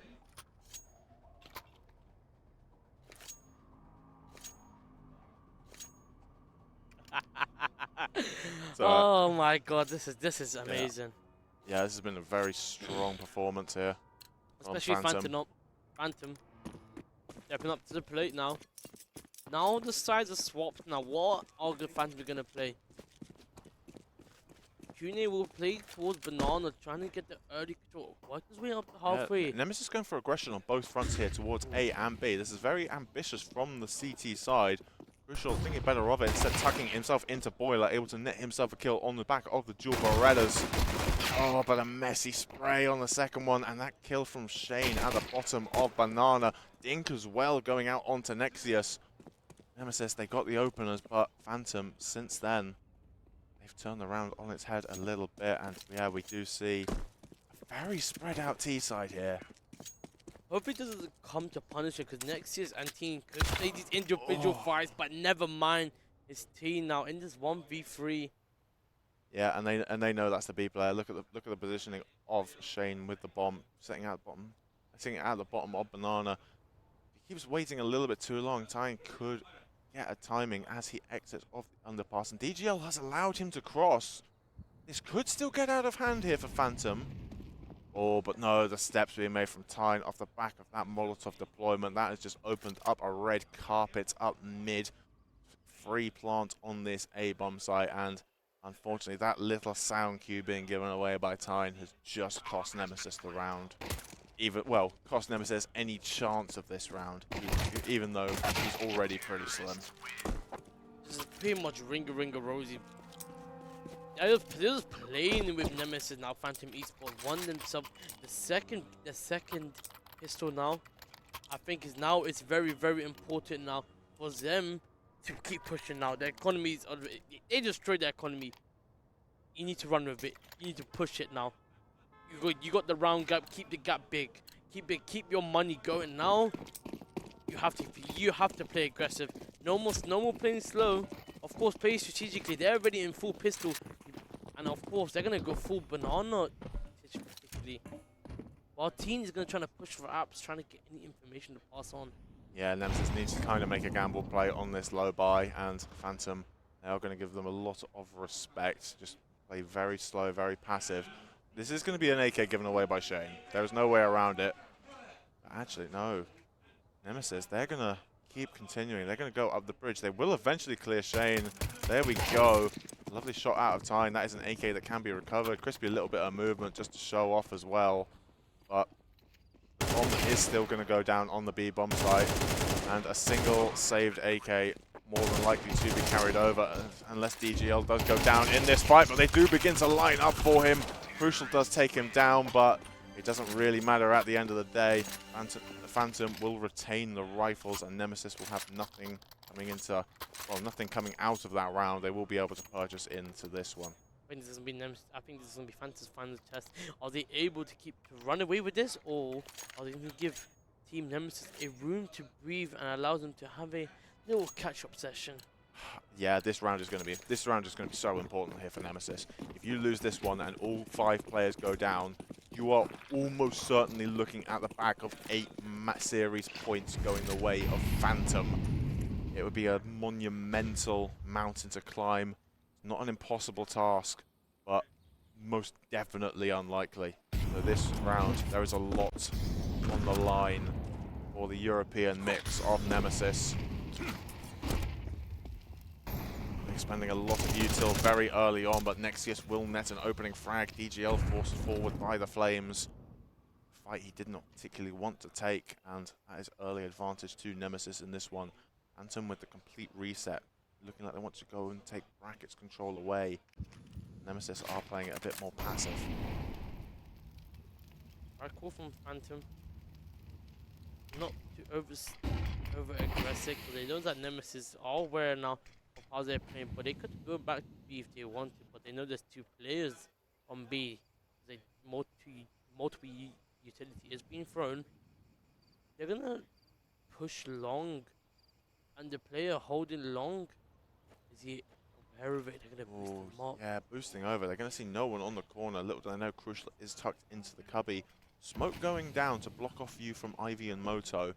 This is very much going to isolate Crucial. Not blinded by the flash. Shane not clearing him at all, but Teal, lovely clear from him. Very much aware of the positions that Crucial could be in. And Phantom, they're looking like they want to crunch into this A bomb site. They have to crunch into this B bomb site. 20 seconds remaining. Tyne does get one from the mini pit. Make it a double as well. Make it a triple before being traded out by Toao. Nexius a note here. 2 versus 1 retake attempt of the A site. It's a difficult site to retake, but with a man advantage, you can never doubt them unless Toao puts up a masterclass in spray transfer.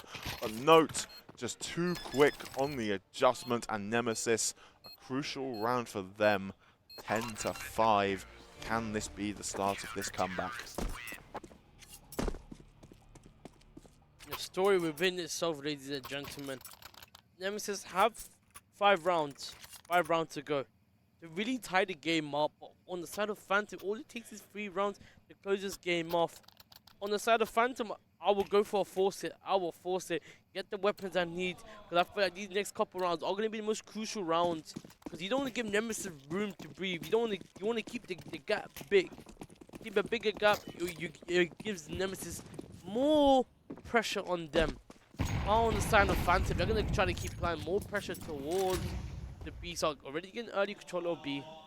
Ooh, yeah, risky smoke fade, and ITL pays for it with his life. Crucial in a prime position. It was a very aggressive move from Nemesis. It's paid off and has got them an opening frag. Phantom, once again, at the loss of an individual, begins to pressure the other side of the map. This time, Toao leading the charge on towards that B bomb site. Nexius spotted out in CT, but is able to escape without a scratch and deploy a defensive smoke. Looking like he wants to go for a boost over it. This could cost Nexius. He doesn't expect it in the slightest. Equalizing there for Phantom. Now the CT smoke being deployed. Note is there with the block. There is a slight angle potentially around it. He does spot Kunyai on the jump. No, he's going to try and flash through the smoke. Shane completely blind, but they are passed like ships in the night. The reload has been heard. He needs to fight this Tech 9. Does take down DGL, and he's still able to escape. Busy in the back lines.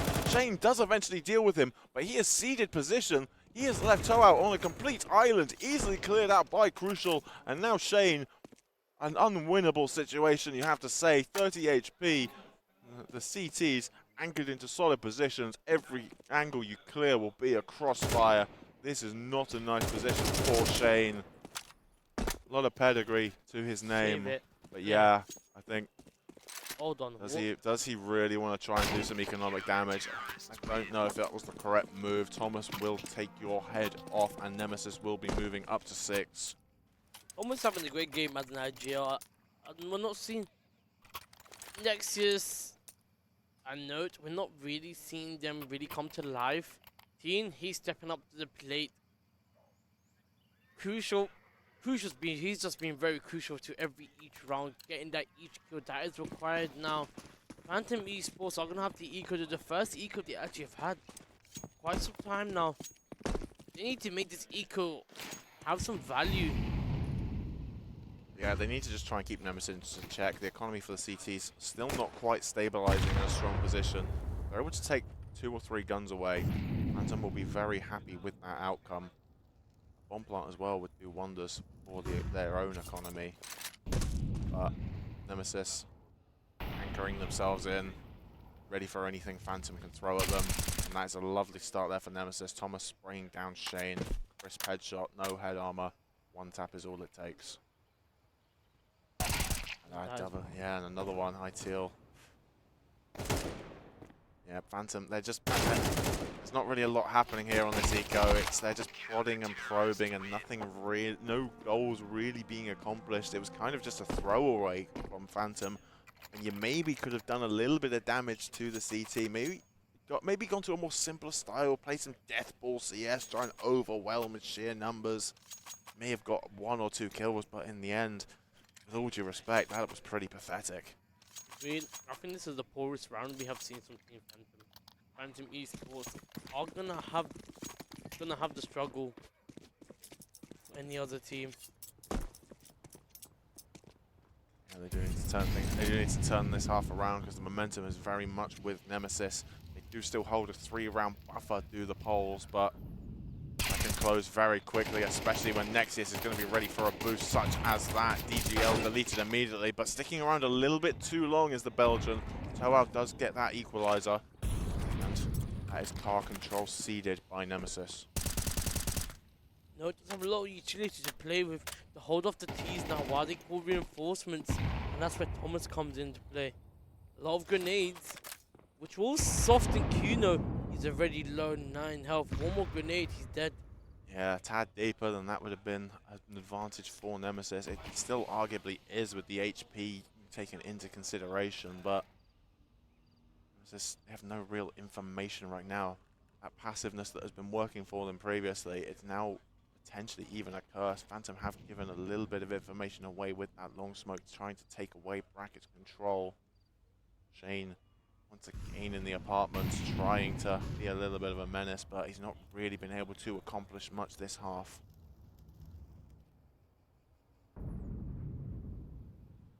Crucial's going to be the one tasked with dealing with him. Tyne fixated on short. We actually see the rotation from Note coming back in, but that smoke in towards CT on the B bomb site has actually redrawn the rotation back over Kunyai.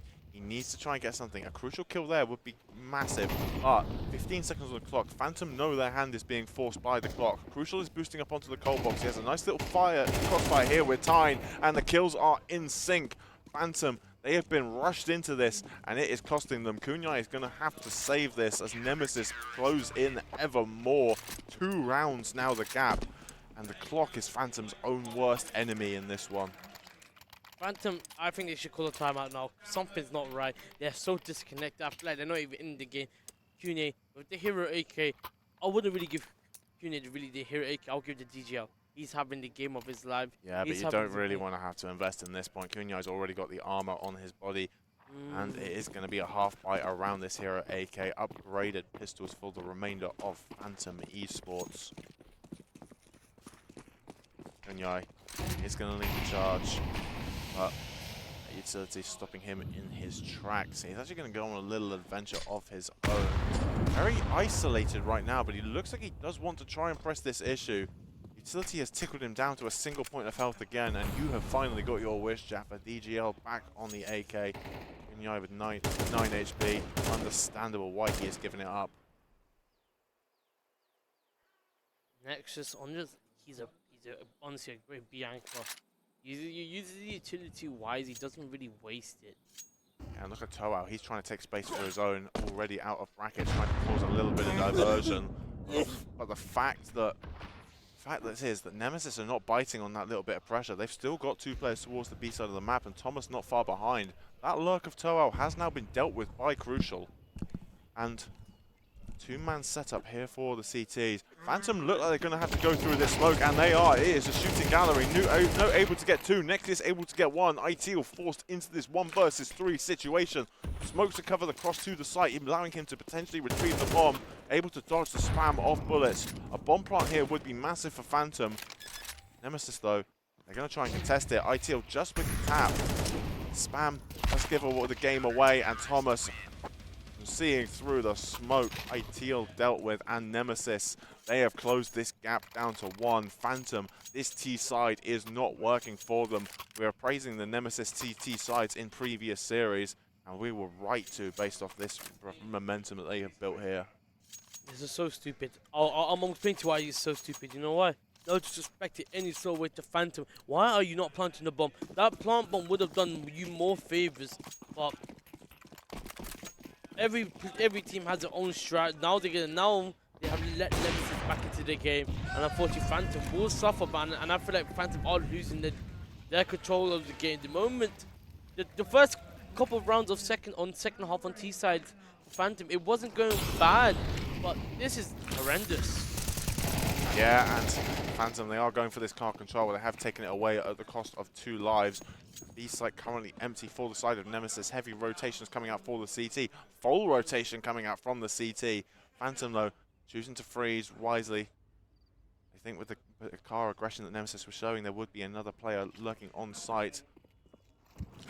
This little delay from the Nemesis side has drawn Tyne back over to the A side of the map, but he is still there for a quick rotation, popping through the smoke on the break. Shane has already found himself inside a pool, and Nemesis is going to respect it for now.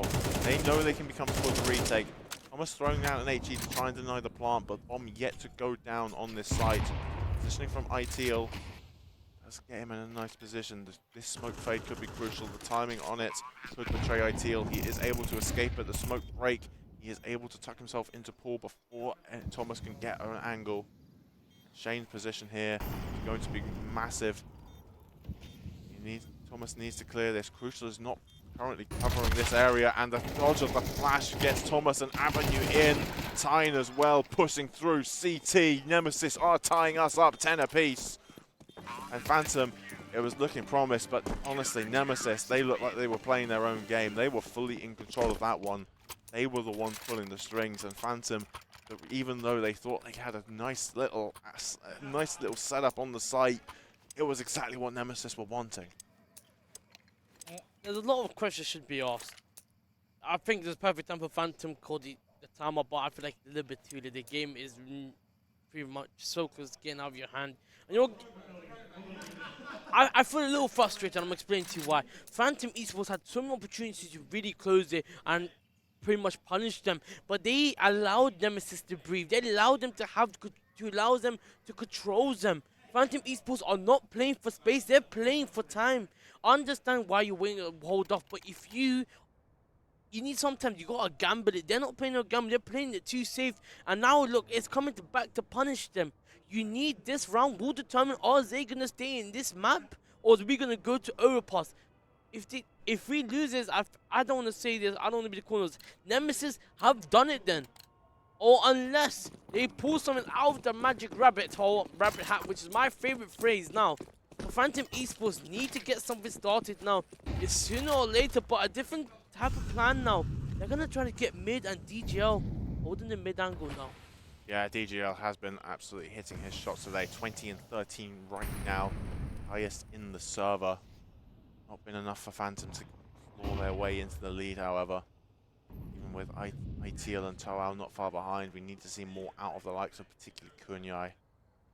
Such an explosive player for this roster, but has failed to find his footing on Inferno. Crucial, the missed shot does give an opportunity for Phantom, but the Molotov will deny it. Shane begins his activation in the apartments. I think it's the first opening Frankie's had in that position as ITL finishes off Thomas. It's all on Tyne here on the balcony. This is a difficult position to clear, especially with the addition of the railing. Flash coming in. Dodge here by the young Pole, but his countryman cuts him down. Nexius only able to get one in response. And note, yeah, that Molotov forces him away. Understandably, they do have residual cash, do Nemesis. He can theoretically afford to try and take some guns away from Phantom. EPIC46 pretty much, I think that's the best thing that he can do on how to help his team. The bomb will be planted, which will help Phantom Esports economy just a little bit. But the main priority is going to be staying alive and dealing with Note. Because Note will be the nuisance and be that annoying person, because he knows that the weapons right now, they don't have it for the next round. It's going to be very difficult and very tough. With the position the bomb is planted in the position of Note, are we going to see a Doja Molotov potentially coming out here? This could do heavy damage. No, instead Note is going to try and fight it with force, but only able to get the one. So Phantom will carry these two AKs over into the next round. I beg your pardon, one AK over into the next round. DGL's positioning right on the edge of safety, but unfortunately just on the wrong side of the line. So heavy damage being done there by Note in the end. And Phantom have re-established their lead, but at a heavy price. A MAC-10 and a Galil coming into this one, despite the round win.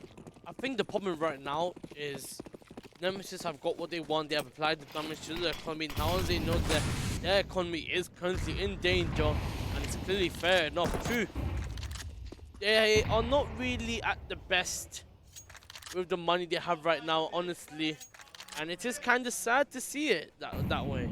Phantom Esports were the team who were meant to win, and Nemesis have pulled a rabbit out the hat, and it is a close tie game. Now Nemesis, they're playing everything with the hearts out, everything's on the line for this team, because they know if they've been knocked out, there will be some severe consequences for this team as a whole.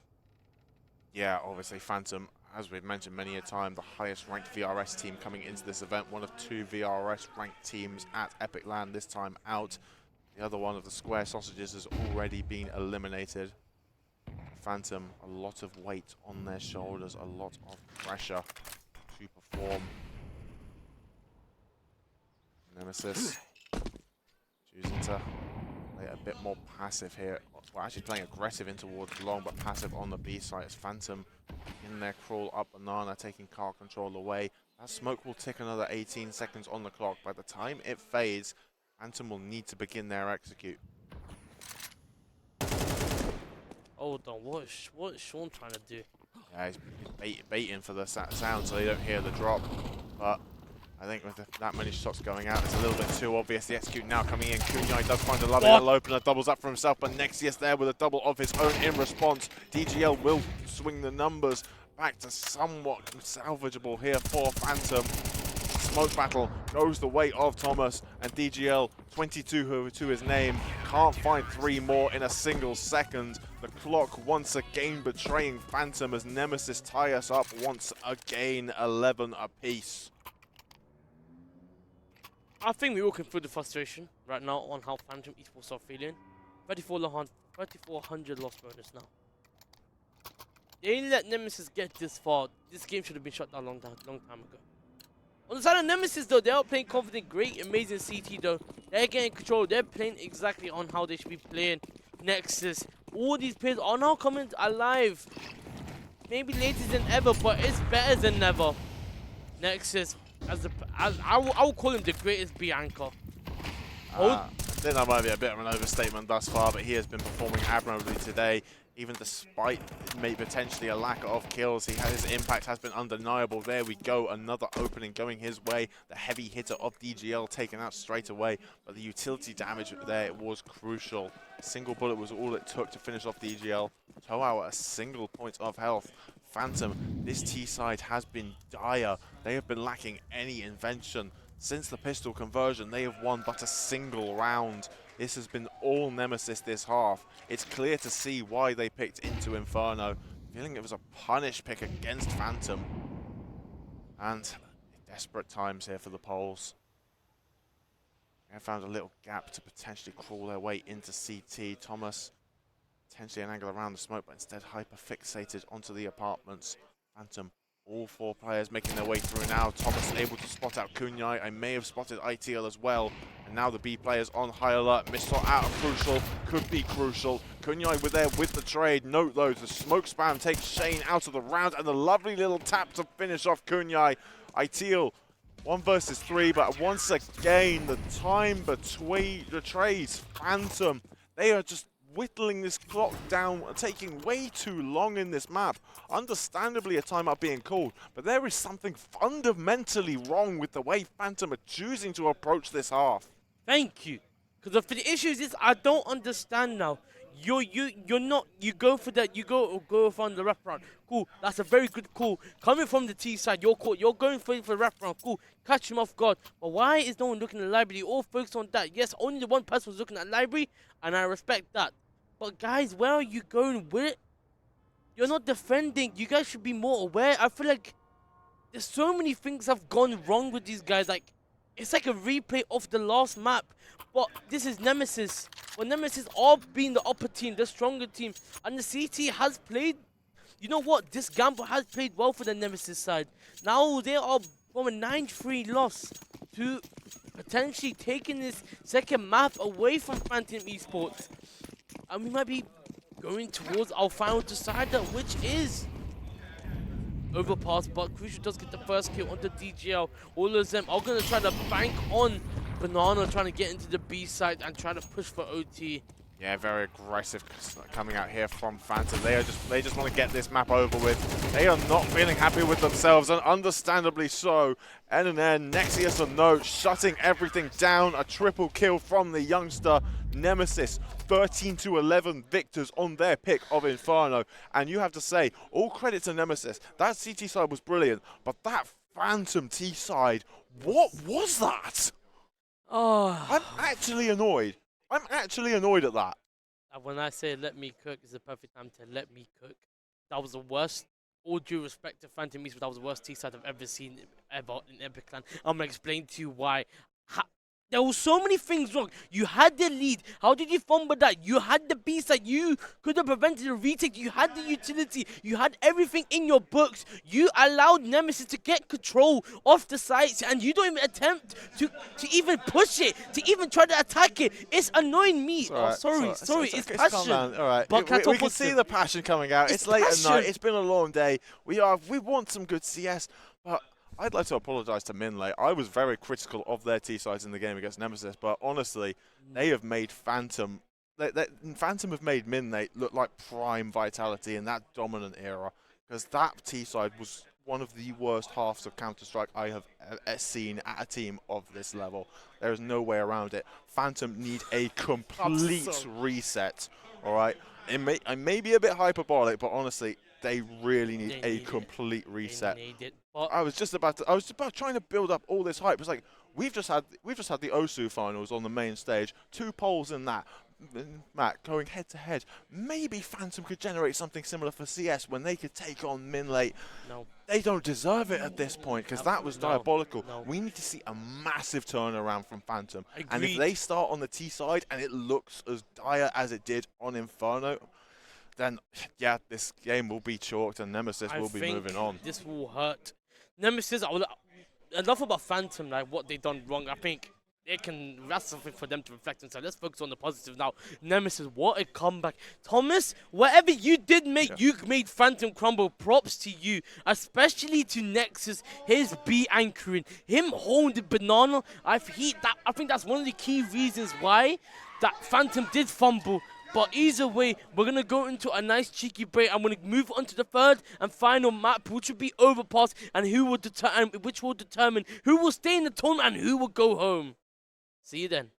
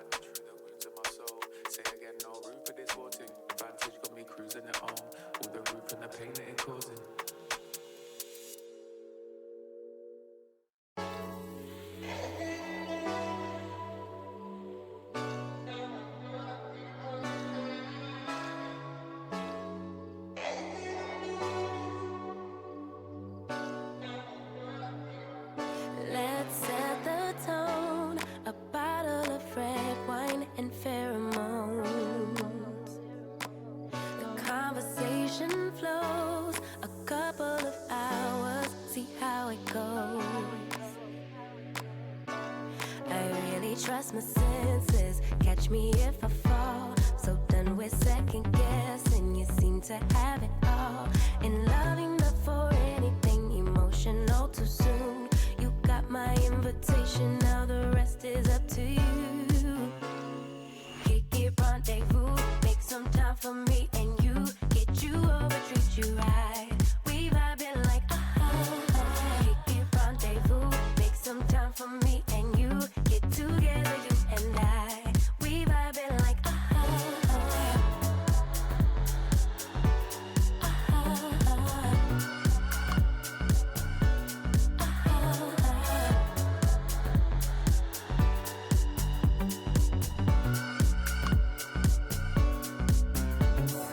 feeling kinda tipsy, didn't drink, so I don't get it. I must be high, but I'm just guessing. It's something in the way you talk. I'll show my hand, let's play it out. Putting my heart up on the table. I really trust my senses. Catch me if I fall. So done with second guessing. You seem to have it all. And loving up for anything emotional too soon. You got my invitation, now the rest is up to you. Kick it, rendezvous, make some time for me and you. Get you over, treat you right. We vibing like Kick it, rendezvous, make some time for me and you. Get together, you and I. We vibing like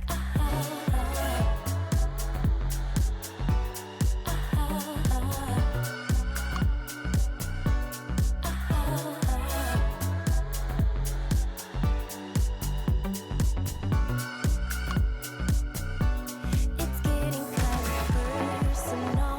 I know my inhibitions, I just let them go. Stole my heart just like a criminal. I think it's time you let me know if you wanna kick it, rendezvous, make some time for me and you. Get you over, treat you right. We vibing like kick it, rendezvous, make some time for me and you. Get together, you and I. We vibing like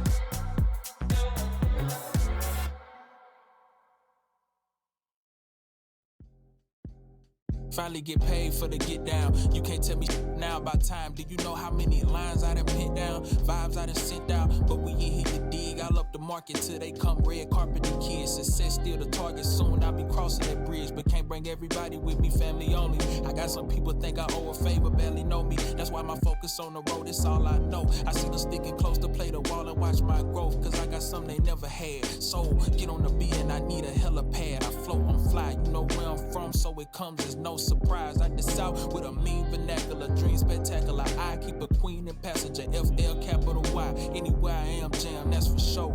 Turn me on, better set the mood from the door. That's just how it goes. Glad I've been keeping it playing so long. I hid in this world, I feel it ain't a place that I could roam. But ain't nothing like you when I'm at home. It ain't nothing like you when I'm at home. That's why I came out stepping. I can't be doing things regular for you. I want the magic to last. I know how time try and ruin things. It get repetitive, got you tempted to doing things. I can't get reckless without you, wouldn't be no music thing. Plus, remember, we made promises way back then. And I still owe that 5-bed house with 2-3 kids. We got a fairy tale plan that's gonna change up the order they sort the mail in. Plus, I know loyalty not as valued as what it was. We not influenced by what they do, cause it's only us. I still hear poetry when I'm looking into them eyes. I still get lost in the thought of you with so much to find. And yeah, you know you fine, but still I must remind that we can live this forever and feel this forever and ever and ever. And still that won't leave me enough for time to tell you all the ways I feel. Why would I throw that away for thrills? Trying to play the field. Glad I've been keeping it playing so long. I hid in this world, I feel it ain't a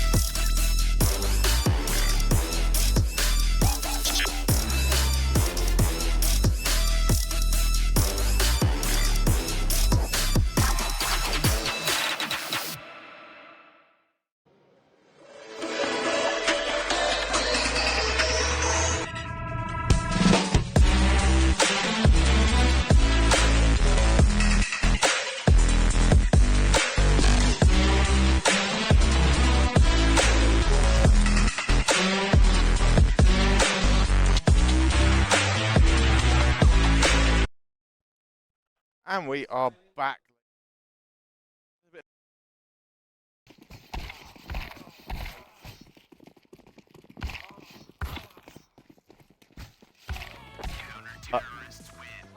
It was a bit difficult for us to watch that because we know what this team is truly capable of. We know what Phantom can do given the opportunity. And Overpass coming up next is the decider.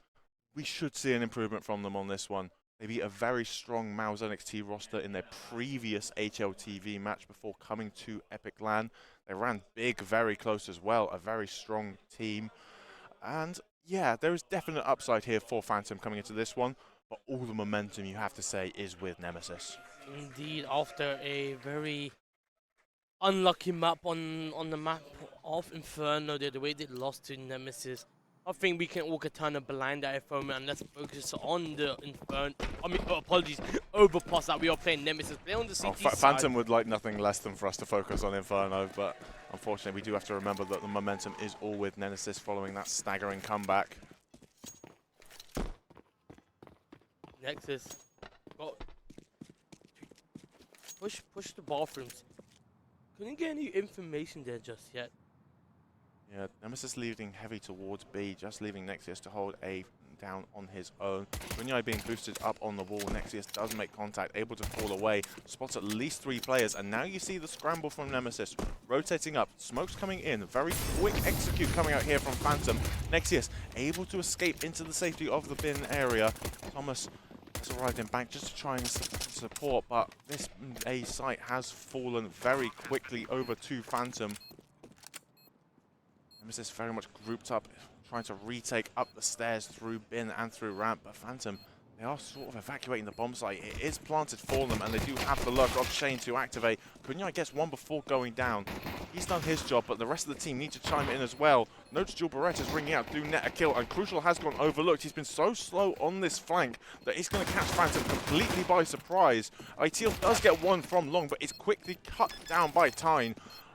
And Nemesis will be taking the pistol, but Phantom, even just in the ideas that they've been displaying so far already, a vast improvement, and I hope to see a much more competitive series. There is just enough time for the defuse, but it was very close. I think that kit was the perfect play. That kit would have been absolutely lovely there for Nemesis, I but they got it done no matter what, despite that. I think for now, Phantom is playing it. I think it's a good choice for them to start T side instead of CT. I think that's a new way to start.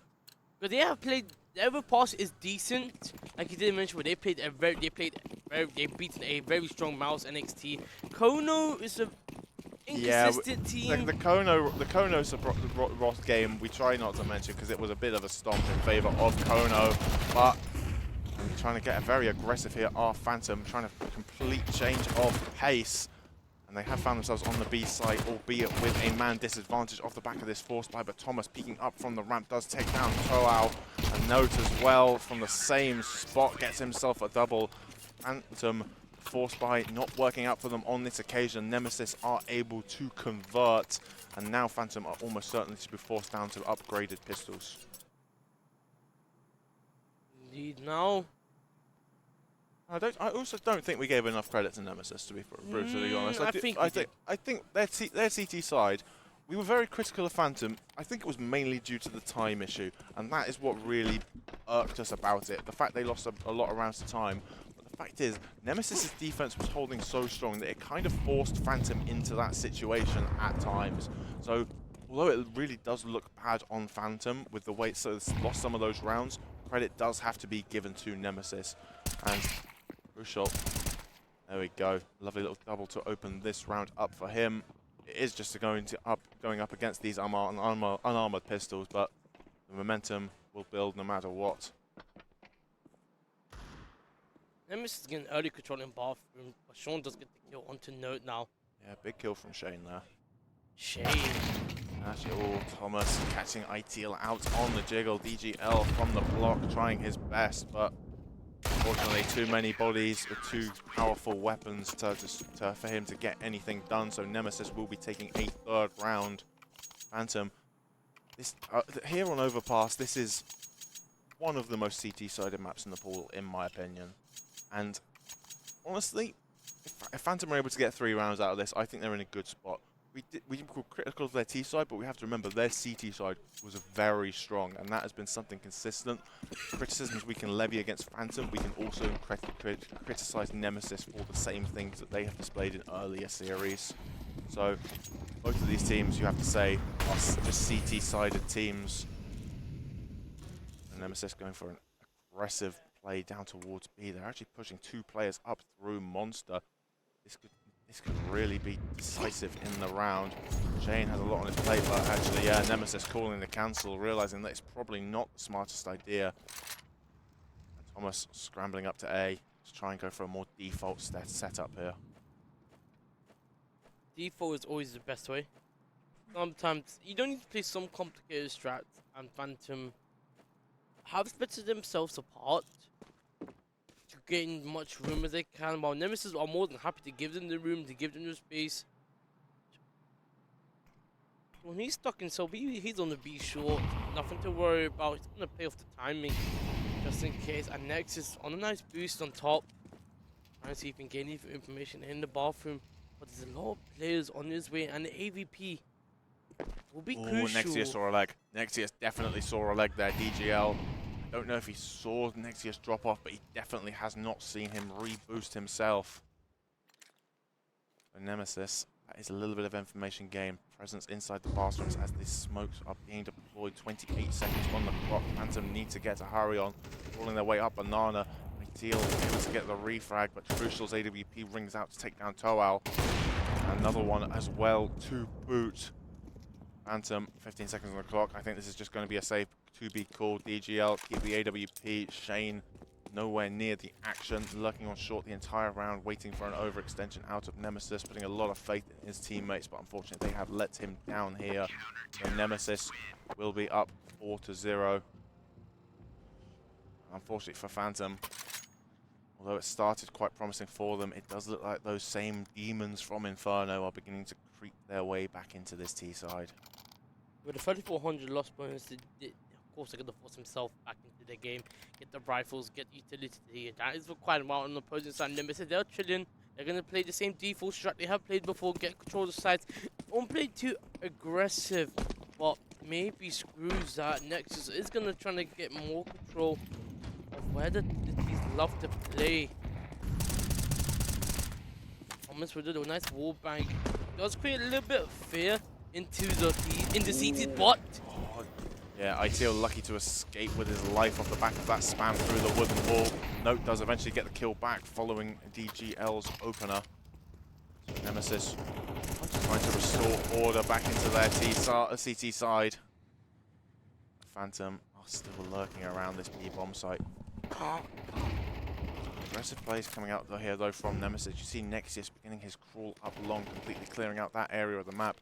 Crucial on the A site and ready to worry about any Banana presence. Currently it is only Kunyai operating in that area of the map. Phantom still heavily grouped here up towards B. Almost hoping for a speculative spray down, but instead it's actually going to be Crucial going down on the A bomb site. Kill from Kunyai, and that means Thomas really has to be worried. Flank has drawn him to try and just rat out Kunyai. Phantom, oh, they're doubling back. I don't know if this is a right play or a wrong play because Nexius, that push through long, he is ready and waiting. He will catch back turns given the timing. Spots out ITEL. DGL though with a great adjustment there to finish off Nexius. Limit the casualties there for Phantom. 25 seconds on the clock. There is time to get this bomb down. Kunyai, he needs to hold down the fort as much as he can. Thomas does not expect the boost, but it's a great adjustment out of the Brits. The player on the site. Toao is very much locked in here. This round is going to rest on DGL, but actually it is Toao to get that kill. Note does get one back, but DGL ready and waiting. A significant improvement out of Phantom. That is the Phantom that we have been expecting this whole series, and maybe that is a strong foothold to begin building some momentum, but it is only a start. It is only the start of something, but they need to keep this going on foot. Like, if they don't want to recreate what they did, they need to keep this going. Honestly, it's all pretty much running on it. They need to run on what momentum they have built. And especially the economy they have also built. It's not bad buys.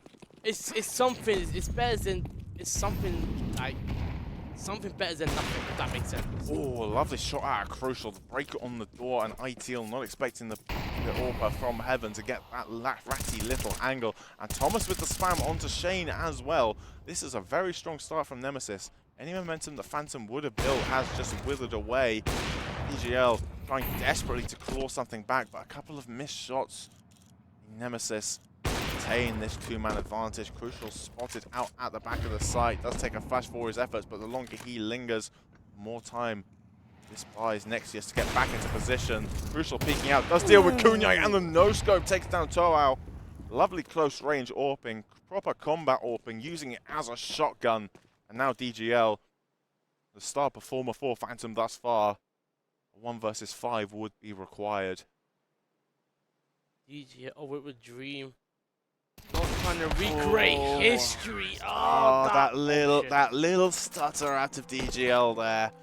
Oh, there was such a great opportunity. Nexius was walking straight into him. I think it was just a little bit of, oh, I just need to clear this angle. And that is the moment when Nexius chose to pounce. It's really unlucky timing for DGL. But to be brutally honest, it was an unwinnable situation anyway in that 1 versus 5. So a timeout being called by Phantom. Considering their options here on this T side, this will more than likely just be an eco round. So I think it's a perfect time also for the coach to really tune in now and give his opinion, saying what's going on, because now he's seeing. I think I don't want to say this, but I think the pattern is repeating itself on the T side on Inferno. But I think the coach is detecting it now. It's the perfect time to step in, but he's encouraging to get a 1 hero AK while most of these guys are on pistols and deagles. So there's going to be a fast play or something out of the books that they're trying to catch Nemesis off their guard. Yeah, and that AK being on Shane is indicative of something over towards the B bomb site, and Shane does actually find the opening. That is the AWP of Crucial being felled. They do not know about the second AWP of Nexius currently in play to boot, but Nine mollied out, but does smoke to allow for his escape. But an early advantage here in this one for Phantom. Shane, he has had a bit of a rough series thus far, to be brutally honest. We have high expectations of him, as we do for the whole Phantom roster, which is part of the reason we have been so critical of them. But unfortunately, at times they have disappointed. But that opening really could provide Phantom with a great chance. And if they manage to get this done on a hero AK round, then that could really break Nemesis' morale and propel Phantom back into this game. But note, that's the AK being taken down straight away. Has been recovered by Toao, but very quickly Note shuts it down once again. Nexius' second AWP then chimes in with a pick onto Kunyai, and Phantom are peeking 1 by 1, feeding Note. Another one to add to his hymn sheet. ITL, 1 versus 4 situation, does have the bomb on his back, but just Kevlar does get the first onto Note, and actually doubles up onto Tyne as well. Suddenly this round could have been turned on its head. There is an opportunity here for Phantom. ITL has been strong thus far. Managed to get himself away from the default box, but Nexius on the jump up, the timing in his favor. And Nemesis will be taking the round, but as you say, a positive round out of Phantom. They looked like they came into it with a game plan.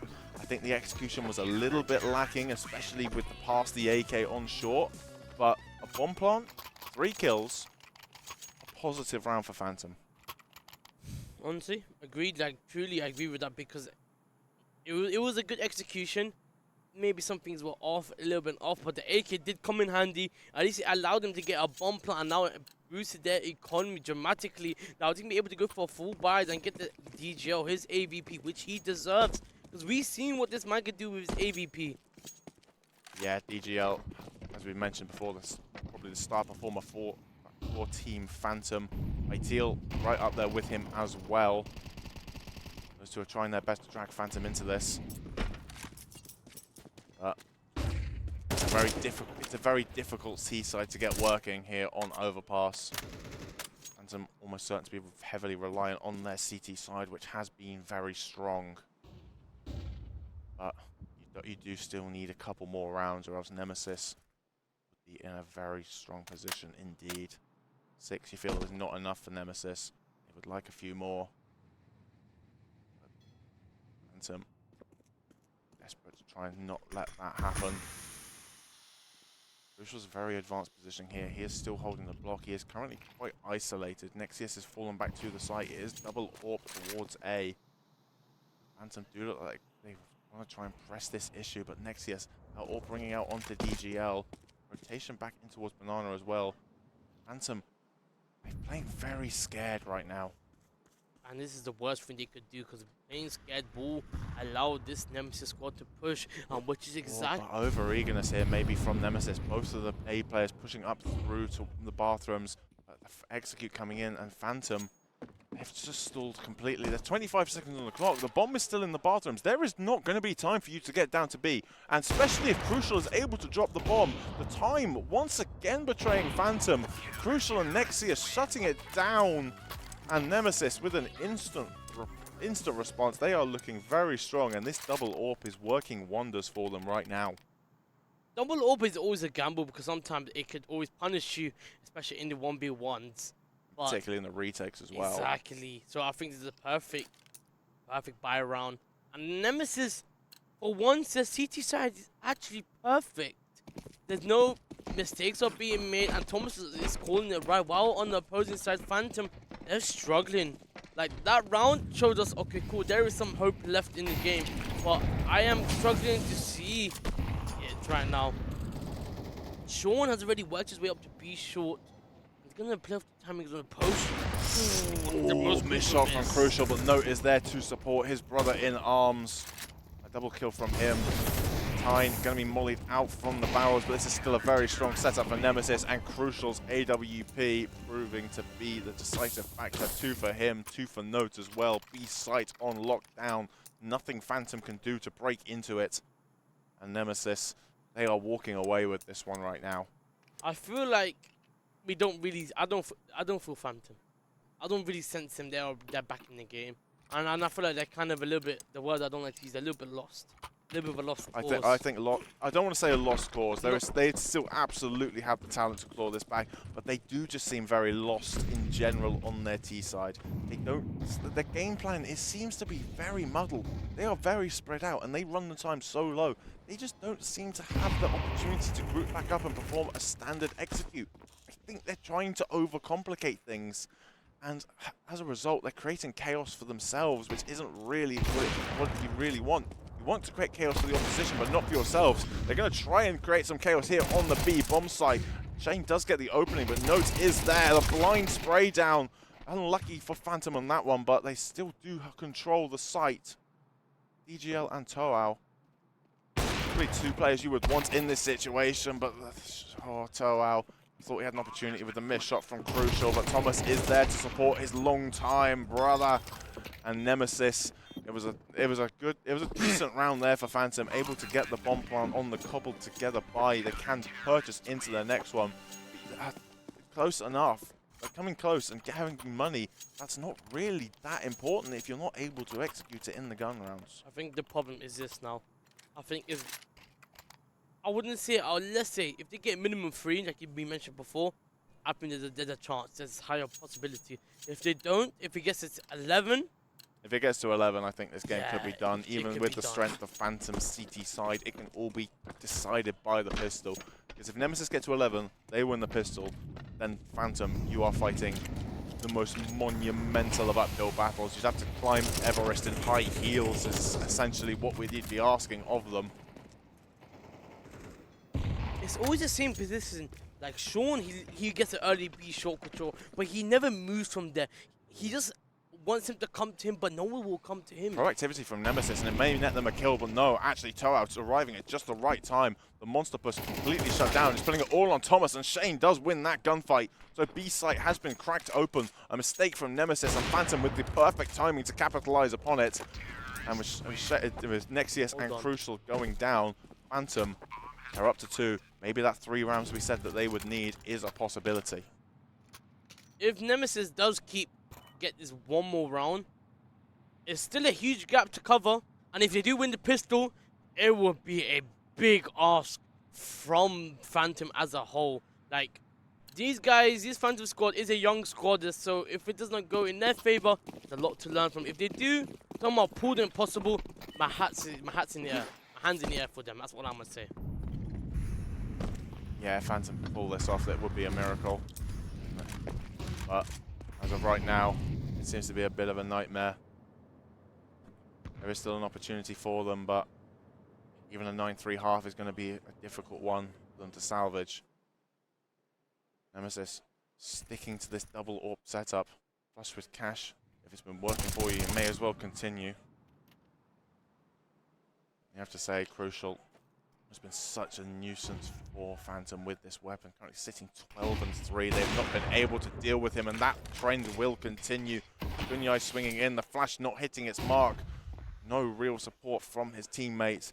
And that is a free enough kill for Crucial. Does peek back in, a little bit of over-eagerness maybe. DGL winning that gunfight. Nexius unscopes the worst possible time, giving away his position. DGL knows of the second AWP towards this A-bomb site, and he is going to capitalize. Nexius caught in no man's land.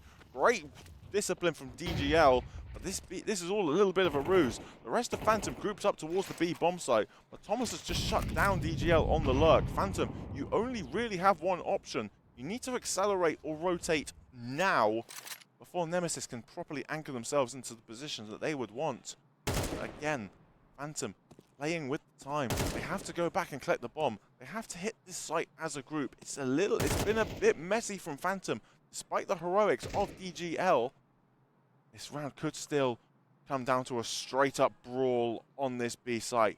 Tying in the pit. Nope, watching over him from Graffiti. Thomas in the heavens. Bomb plant swings the timer back in favor of Falcons, but the kills are in sync. Dual executions, and Tyne will finish off Toao.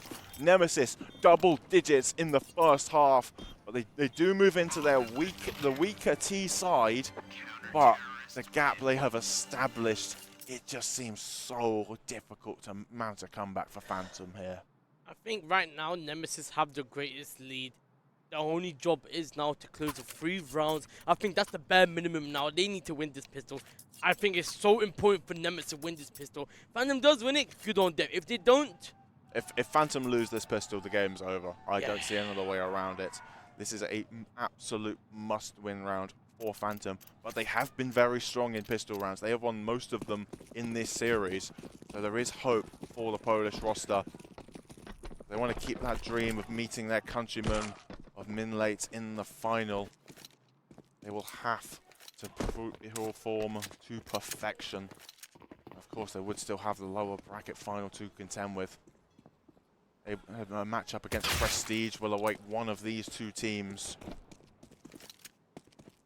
They're gonna push back onto site and go for reinforcement, as they now know it's a full-on rush. Nice first kill. Yeah, clean headshot from Kunai. Thomas does get a trade, and actually Nexius overwhelming the site. Bomb will go down for Nemesis. Shane bursting through the smoke, a bit of a Hail Mary attempt, and it has not come up big for Phantom. Nemesis taking the pistol, and we said that was worst case scenario for Phantom. Down 11-2. And yeah, it's just so difficult to see a way back into this. The force by coming out for the CTs, that is a necessity. You need to turn this game around, because all the momentum since the second half of Inferno has just been with the European mixed side. Nemesis, oh my god, what a team that's come to life. Phantom, I'm not sure where they have gone, but right now they're going to force themselves into this with the buy they have, because they know that if they don't win this one, it's pretty much game over. Yeah. A possibility of them pushing OT is slim to none. It's facing up against 10 series points with a broken economy would be an almost impossible task for Phantom. So there is so much riding on this round. They have gambled for the B site stack, but it is a gamble that does not look to be paying off. Nemesis crawling their way up long. The only person to gain information is Kunyai. And actually we do see Phantom beginning their rotate up, but little do they know they will be met on the site by 3 Nemesis players. Thomas. Yeah, and they're being loud about this. This is going to be information gained for Nemesis, but actually Thomas not looking in the right direction. Crucial there to reply with that kill onto Toa, but the bomb can still go down on this A site. Smoke covering off the aggression from Kunyai out of mid. But Nemesis They're in a prime position, but Kunai just walked through the smoke. He's not been being watched. No is there to try and spare their blushes. ITL's 5-7 actually ringing out as well. Numbers favoring the CTs. It's planted for Tyne. You have to just think about how much this would mean. Flash fully blinding him. There's no kit. It's going to have to be the 10-second stick. Shane going very aggressive. Can't quite convert. Nexia's missing out on the spray. It's going to be a full 10-second ninja stick for ITL. Saving Phantom in this one. Keeping them alive. Upgrading himself to a Galil as well. And Nemesis, we were talking about them already. Potentially just preparing for the game against Prestige. But Phantom, they are not dead yet. There is still a long way for them to go if they want to make this competitive. But that is the first step they needed to make. The first step to a dream, but if they can keep playing at this, and Nemesis economy is broken, but they're going to keep forcing their way because they know that if they can get this up to match point, they know it's pretty much game over for Yeah, Phantom Nemesis needs to keep Phantom under pressure here. Because if you are able to, even if you are not able to win this round, if you are able to keep the CT economy in check, you will always have a significant advantage going into the true gun rounds. It's in this messy one, if you can do some significant damage, you're in a great spot. Nemesis playing it very slow right now. All the players grouped up in towards mid, being very thorough with your clears. Gunyai once again posted on Banana, waiting at the dividing wall. Crucial trained in on his position. That scout slowly clearing the angles. EGL had a jump spot from sight to support his teammate.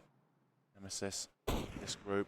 Scout ringing out. That's trying to bait Kunai in, and it has done the job. Crucial has lost his life, but Tyne has upgraded himself over to an M4. And now DGL alone on the site. Nice, nasty little angle, able to get the first. Toao rotating in just in time, but only able to get one. Thomason Notes up against Shane and ITL. CT's being very loud about this. There is a kit on ITL. So time can be with Phantom. It's going to be a double bin retake here. Thomas posted and ready, able to take the first onto Shane. ITL with it all to do, but the IGL, the Epic Land veteran, the King of England, Thomas, takes Nemesis onto series point. I feel like this is now game over, but at tactical time, what we call by Nemesis, I think this is the perfect time. Now they're gonna talk about how they're gonna finish this game, because they want this game done. It's getting late, and they have potentially a 9 AM game for Nemesis. But Phantom, they should take this time as well to honestly talk about what we're gonna do for the next 9 rounds. The next 9 rounds are have to be the best CT rounds they have ever played in their life. But let's be honest. Do you think they're really going to push that far with their economy? Just look at the buy that they're bringing into this potentially final round. SMGs, upgraded pistol, a single FAMAS on DGL. If there's anyone you would want wielding the upgraded weapon, it would be him. But FAMAS, not the ideal weapon of choice to make a true impact play. Nemesis, everything that they could want. They really have stepped up to the plate. The first map was just a warm-up map. Second map, Nemesis came alive. Now the third map, we are seeing Thomas's true form in IGL, and he's the top fragger for the team, in fact. Yeah, Thomas. Well, he's not. Nexius is the top fragger for the team. Note as well, also sitting on 15, but Thomas has been leading the charge from the front, putting up more than suitable IGL fragging numbers. Not just in this series, but throughout most of Nemesis's run here at Epic Land 46 with Intel. Phantom, once again, gambling on this B-site stack. Nemesis, slow contact play through short. Lack of contact that Nemesis are providing is almost unnerving for Phantom. See Toao rotating up to try and support the A-site. Now, double nade onto the wooden wall. That chunks Shane down to just 30 HP. 2 players in towards short confirmed right now for Nemesis. They are still walking into 3 players. Should they commit to this B-bomb site? Flashes are good. Nemesis is still holding firm. 40 seconds on the clock. They're just waiting for a full group here. Teal doesn't really want to gamble on the smoke phase. He chooses to play it safe and play from the wood wall. GL will be the one to take first contact, and ITEAL will swing off the back of it. The flash is set up, and the flash is good. ITEAL only able to get one, wrestling the MP9, and unfortunately it's betraying him because Nexius has just netted himself a double entry into this bomb site. Shane from the mud position, looking up high, but Crucial gets it from the heavens. Kunyai and Toao, bomb going down now. Tyne is tagged down low, but the HE does not find its mark. Toao, that's a lovely deagle, but it needs to be even more from him. Going for style points, going up high, copying Crucial's move, but it's not working out. Nexius with a 4K to take the series for Nemesis. They will be moving on to the lower bracket final in that clash against Prestige. And Thomas flying the flag of the UK proud here in Kettering. Nemesis, very strong performance out of them. We have been a bit critical of them throughout the tournament, but today, when it matters most in this matchup, they delivered in spades. Agreed. Honestly, I truly agree with that because right now, let's do a quick overview. The first map, for Phantom would have dominated. I feel like both sides didn't play the best. I think the third final map really determined who was the true winners that really deserved this, and it showed Nemesis were the one who can last out. But unfortunately, Phantom, I think the second map really did haunt them.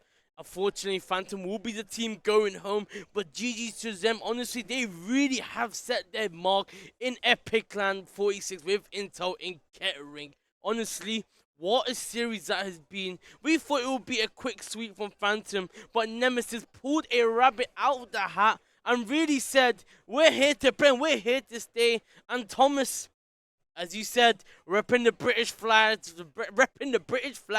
on off UKCS. That man's carrying us, and we might bring back Epicland back to the true winners. We should be back to UKCS. Oh, but they've still got to, like I said, they've still got to get past Prestige if they want to step foot on that stage and challenge Min Late. But honestly, Nemesis, they were deserved victors in that series. Those T-side demons continuing to haunt Phantom, and it's going to be a weird thought, but the knife round potentially could come back to haunt. If Phantom had the opportunity to start on that CT side, maybe they would have been in a better position to build some momentum and maybe alleviate some of those T-sided woes. But this is all a case of what ifs. You have to play the game that's in front of you, and unfortunately for Phantom, it was not enough here today at EPIC46 with Intel in our CS2 tournament sponsored by Asus ROG, as well as, and also a big thank you to our other sponsors over at Overclockers UK and XP Pro Eyewear. Congratulations to Nemesis. Commiserations to Phantom. I did it again. This is the first. Similar. You know what? It's been a very long day, to be honest. We've been casting since 10 Forgive a.m., so it's a long day. It's nearly 12 o'clock, so it's a late night. I do apologize for that little slip of the tongue, but anyways, thank you very much for joining us today. Remember to tune in at 9 a.m. GMT tomorrow for Prestige up against Nemesis. Ladies and gentlemen, I've been One Wing. This has been Jaff. Thank you very much for joining us this evening. Have a great night, people, and congratulations to Nemesis.